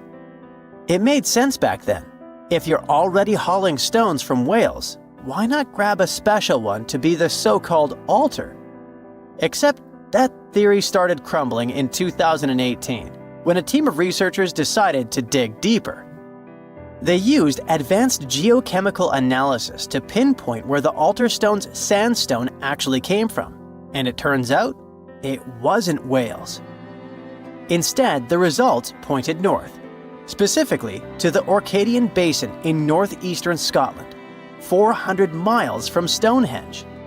This revelation changed the whole script of Stonehenge's story. How would they move the rocks, you may ask? Well, there's an old theory known as the ice road that suggests that the rocks were moved by natural icy pathways that formed during the winter. This way, they could slide the rocks down all the way to Stonehenge. But hey, if we're talking about a distance of over 100 miles, that's not too realistic. Anyways, this theory was debunked because it was warmer back then than it is today. There's also the river theory that suggests that the rocks were floating along the river from the quarry to the site. But if we're talking about sarsen rocks, they're too heavy to float. So there goes this theory. What we're saying is, no one knows how the rocks were moved. Another interesting info came from all the research done in Stonehenge. A recent laser survey of the stones revealed the different stone working methods used and has shown that some parts of the monument were more carefully finished than others. In particular, the northeast side and the inner faces of the central trilithons were finely dressed. FYI, a trilithon is one of Stonehenge's most famous shapes. It's when two huge monoliths receive a third one on top of them, connecting the two together. This fancy word is just Greek for having three stones. But anyway, the bigger question, and maybe why Stonehenge is so famous, is why it was built in the first place. You see, Stonehenge's entire layout seems to have been carefully planned to align with the movements of the sun. The monument's architecture is particularly attuned to the solstices, the shortest and longest days of the year. During the summer solstice, the sun rises perfectly in line with the heel stone, casting light straight into the heart of the stone circle. A spectacular, almost magical sight that surely wowed its ancient audience. But it's the midwinter solstice that seems to hold a special connection to the altar stone. As the sun sets on that day, its light aligns with the altar stone at the center of Stonehenge. To the builders of Stonehenge, this alignment may have symbolized more than just celestial precision. It likely carried profound ancestral and spiritual significance. The altar stone, illuminated by the setting sun, could have been seen as a bridge between worlds, connecting the living with their ancestors, the earth with the cosmos, and the present with the eternal. In a world without calendars, clocks, or weather apps, the solstices were everything. They marked the rhythm of life, guiding agricultural cycles and spiritual rituals alike. So Stonehenge wasn't just about the stones or the people who built it, but perhaps a way to honor their ancestral roots in an ever-changing world. For more than 3,000 years, the gold mask of Pharaoh Tutankhamun stayed hidden in the Valley of the Kings.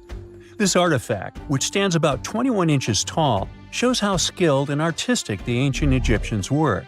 But nobody expected that X-rays would reveal its biggest secret.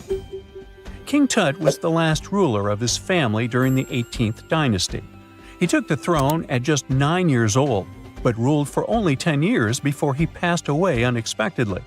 If we're being honest, back in ancient Egypt, he was mostly forgotten by the rulers who came after him. His tomb wasn't a big deal for them, so much so that even the grave robbers forgot about him. It might sound a bit sad, But the truth is that it was actually great news for us.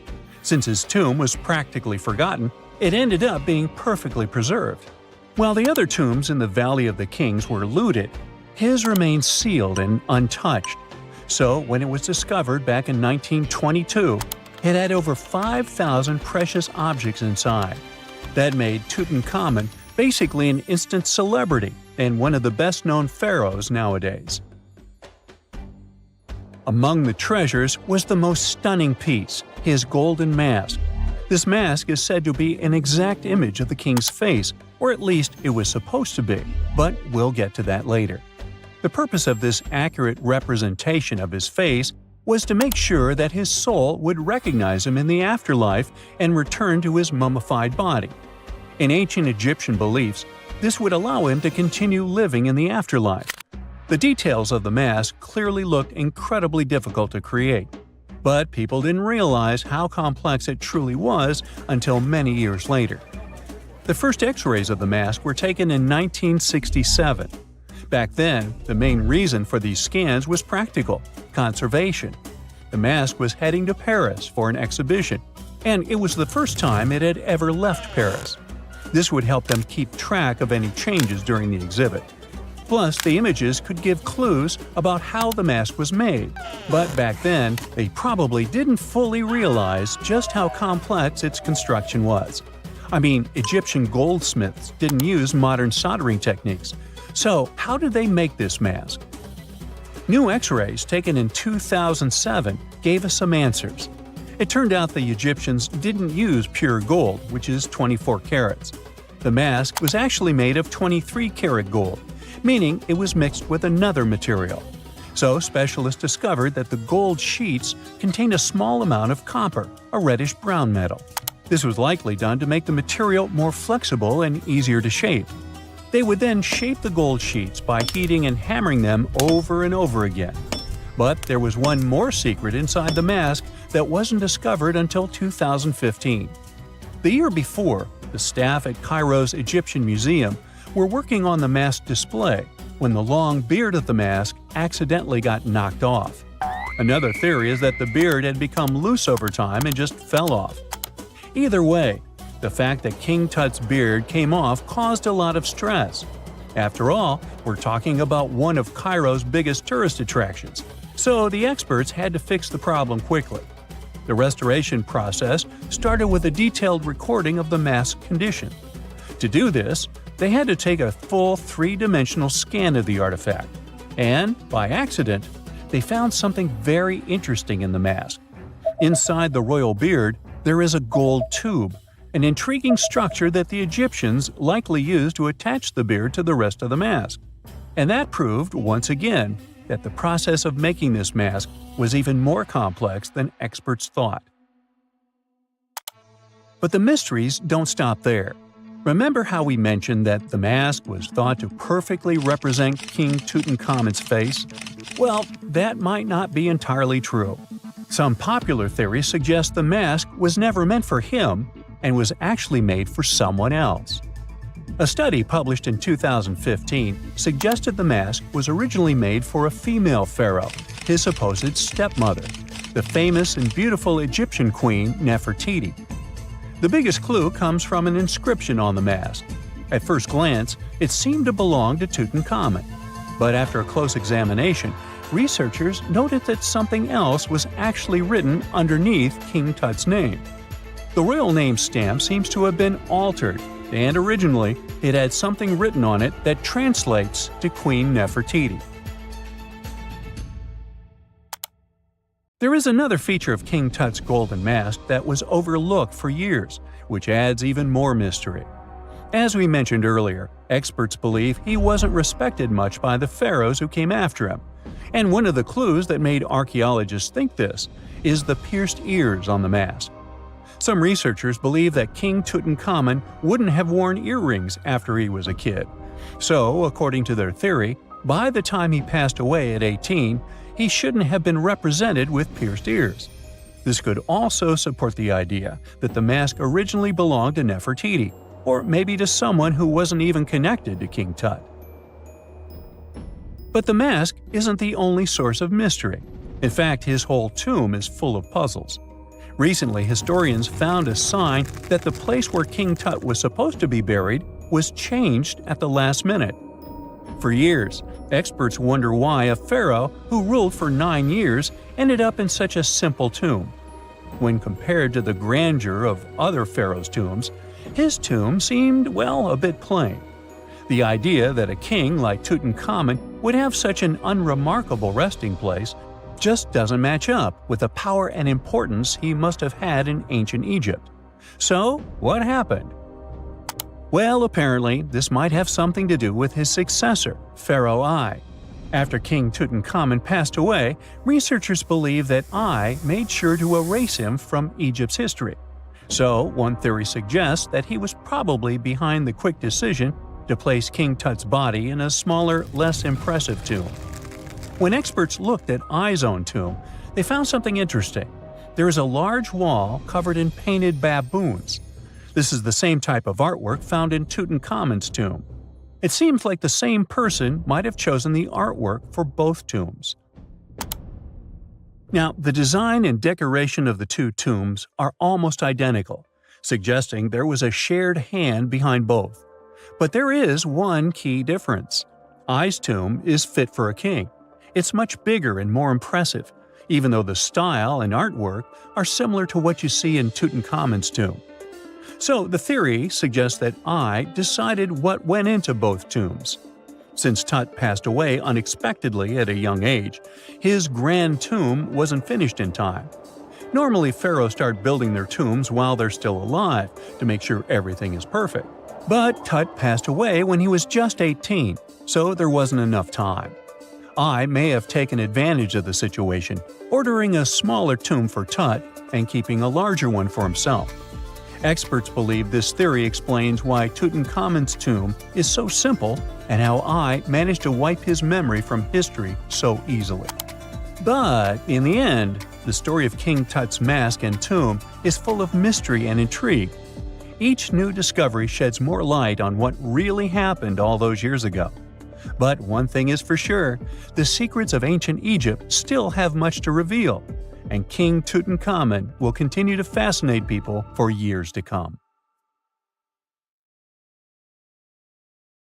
In July 1990, 4 Czech guys decided to go on an adventure to find the Mongolian death worm, a creature that might have inspired the monster you've seen in the movie Dune. They say it lives somewhere deep in the Gobi Desert, so they flew to Mongolia, hopped into an ATV, and hired some local guides to help them. All that to meet a creature that is up to 6 feet long, can spit acid that could melt anything, and is capable of shooting electricity at those it doesn't like.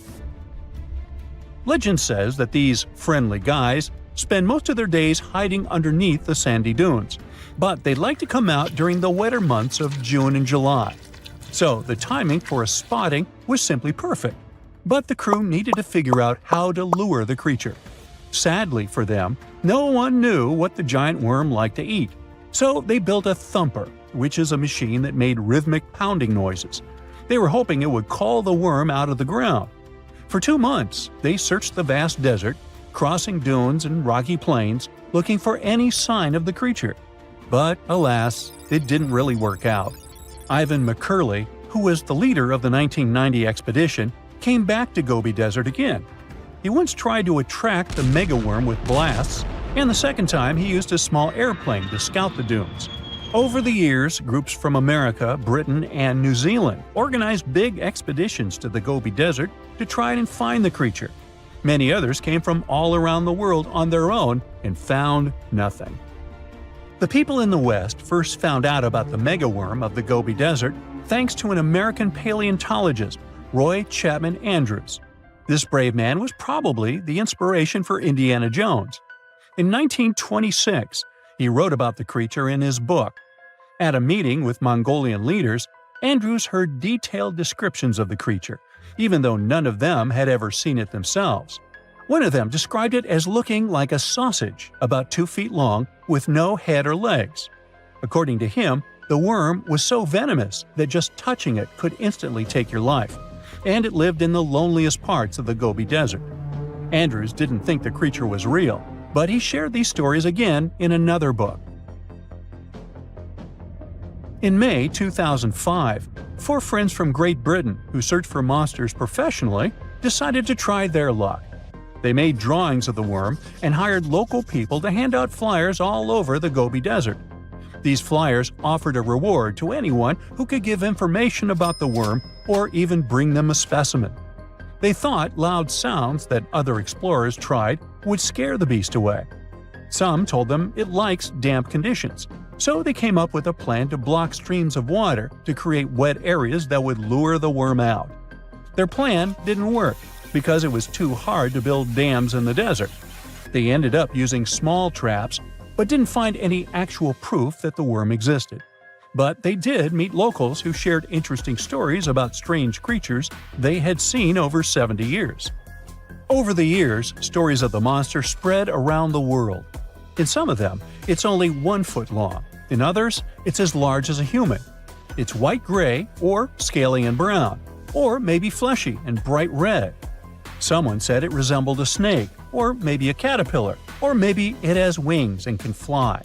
And some believe it could be a supernatural evil being without a body. Maybe the stories are so different, and the search operations are so fruitless, because the creature doesn't even exist. Or it could be one of many cryptids. Those creatures like Bigfoot, Yeti, the Loch Ness Monster, their existence has yet to be proven. In 1983, one scientist who was visiting the region heard that an old man had managed to catch the mysterious worm. He also learned there was a nest nearby. The scientist bravely approached the hole in the sand and put his hand inside. A giant creature dragged him in, and he was never seen again. Just kidding. He actually found a Tartar sand boa inside. It's a chunky, burrowing, non-venomous snake that has small eyes and gray-brown scales. He showed it to the locals to verify if it was the monster, and supposedly all of them said yes. Most Mongolians who know about the worm still believe it's real. Now, even though people call our supposed monster a worm, it's just what it sounds like in the English translation. Many Mongol cultures have used this word for centuries to refer to any animals they thought to be really dangerous, especially snakes, even non-venomous ones. So, it doesn't have to be a literal worm after all. Worms are soft and squishy, but a creature living in the harsh Gobi Desert would need to be tougher, more like a snake or a type of lizard without legs. Neither of these creatures can shoot electricity or spit acid like they say the death worm does. But some snakes, like cobras, can spit venom that's dangerous for people. If it were real, the creature would have a backbone, and explorers searching for it would likely find some bones or evidence left behind. And there are actually fossil remains all over the Gobi Desert. Scientists found representatives of over 80 dino groups here over the last almost 100 years. It all started with the world's first dinosaur egg nests. This discovery changed all the scientists knew about dinos. It was the first proof they laid eggs. In the following 2 years, the same expedition team unearthed over 100 dinosaurs and took them to the American Museum of Natural History, where you can still see them today. Some of them were swimming around in the Cretaceous Sea that used to be here about 71 million years ago. They resembled modern birds. The mystery of the megaworm is still unsolved, but there used to be another mystery scientists finally managed to explain. Back in the 13th century, a famous traveler, Marco Polo, not the guy from the swimming pool game, crossed the Gobi Desert. He thought he could hear mysterious noises, like the sounds of musical instruments such as drums. He wrote about it in his book and believed he might be hearing the voices of restless spirits. Scientists call these noises singing sands or booming sands. Unlike the squeaky sound you might hear when walking on a sandy beach, these desert sounds are much louder, like a musical instrument playing deep, haunting notes. Over the years, people came up with all kinds of ideas about what caused the sounds, like underground water or winds making the sand vibrate. Not all dunes can do this, and scientists wanted to figure out why. Sometimes the winds might cause a small avalanche on the side of a dune, and then you can hear the magical sound start. But this is rare. So, to study it, scientists had to help the dunes sing. They climbed to the top of a dune and slid down on their backs, using their hands and feet to push sand down. As the sand tumbled, the sound started softly and got louder. They could even feel the vibrations with their hands. So they found out that for a dune to sing, a few special things need to happen. The grains of sand must be the right shape. The dune has to be big, and the sand must be very dry, so no singing after it rains. Inside the dune, there's a hard layer of packed sand that acts like a giant speaker. This layer bounces the sound waves back and forth, makes the noise louder and louder, and creates a haunting melody that can fill the desert air. In other words, the dunes can play tunes. Yeah, sorry, I couldn't help myself with that one. Humans invest a lot of time and money exploring the unknown. First outer space, then the ocean floor. But there's another frontier we're trying to conquer. Scientists call it the deep frontier. I'm talking about how far down to the Earth's core we've made it so far. During the 60s, humans tried digging the deepest man-made hole on Earth. This took us deep into the Arctic Circle. What later became known as the super deep borehole is also the deepest artificial point on Earth, reaching the depth of 40,230 feet. It took 20 years to drill this far into the Earth's crust, and researchers say this is only about 1/3 of the way through to the mantle. Here's a quick anatomy of our planet. If the Earth is like an onion, the crust is like the thick skin of this onion. This part is only 25 miles thick. Beyond this is the 1,800-mile deep mantle, and after that, right at the center of the Earth, is the core, which is made up of 2 layers, inner and outer. Now, can you guess where on the planet the crust is at its thinnest? On the ocean floor. When American scientists understood that, they started drilling holes on the seabed. This gave way to Project Mohole. It began in 1961, but their technology to drill deep holes on the ocean was really bad. They had to improvise. They installed a system of propellers along the sides of their drill ship to keep it steady over the hole. The main challenge was to drill as vertically as possible. Otherwise, that deep hole would look more like a deep maze. Both the Kola Super Deep Borehole project and the Project Mohole came to an official stop in the years that followed. But hey, humans have built some pretty deep stuff underground. In 1963, a Turkish man took a swing with his sledgehammer to improve his basement and discovered a tunnel. That tunnel entrance led to more openings that connected a multitude of halls and chambers. He didn't know it, but he had discovered Deringoyu. This once lost city was up to 18 stories tall and 200 feet deep. The city was large enough to host 20,000 people, and it was simply standing beneath Cappadocia in Turkey the whole time. Cappadocia hosts hundreds of subterranean dwellings. 40 of these underground cities are at least 2 stories high, but none of them are as huge as Deringoyu. There's not a lot of historical accounts of how Deringoyu was born. Some speculate that the oldest part of the complex was dug about 2000 BCE by the Hittites. The Hittites were an Indo-European civilization who formed one of the first major civilizations of the Bronze Age in West Asia. Scholars think they built this underground city to protect themselves from invasion. Others think it was actually the Christians who built the city in the 1st century CE. They speculate that it could have been constructed to protect people from the intense temperature variations, extreme heat in summer and freezing cold in winter. Geographically, the terrain under Cappadocia is great for building. The rocks are soft, which makes tunneling easier. For that same reason, opening large caves underground is fragile. That's why most chambers have pillars that support them. On the bright side, and we are, none of the floors at Deringoyu have ever collapsed.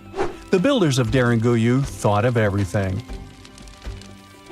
The city was shut off from the world by huge rocks that hid its entrance. It was ventilated by a total of more than 15,000 shafts, around 10 centimeters wide. This way, they guaranteed enough breathing air in the upper levels in a way that they ended up being used as the living and sleeping quarters. The lower levels of this impressive maze were mainly used for storage.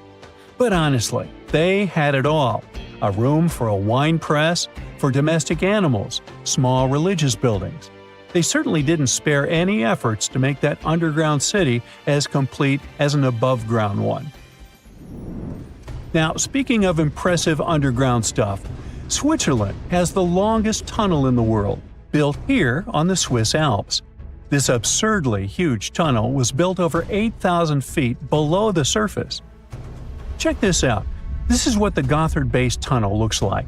The first idea to build the tunnel was put forward as early as 1947, but construction only officially began in 1999.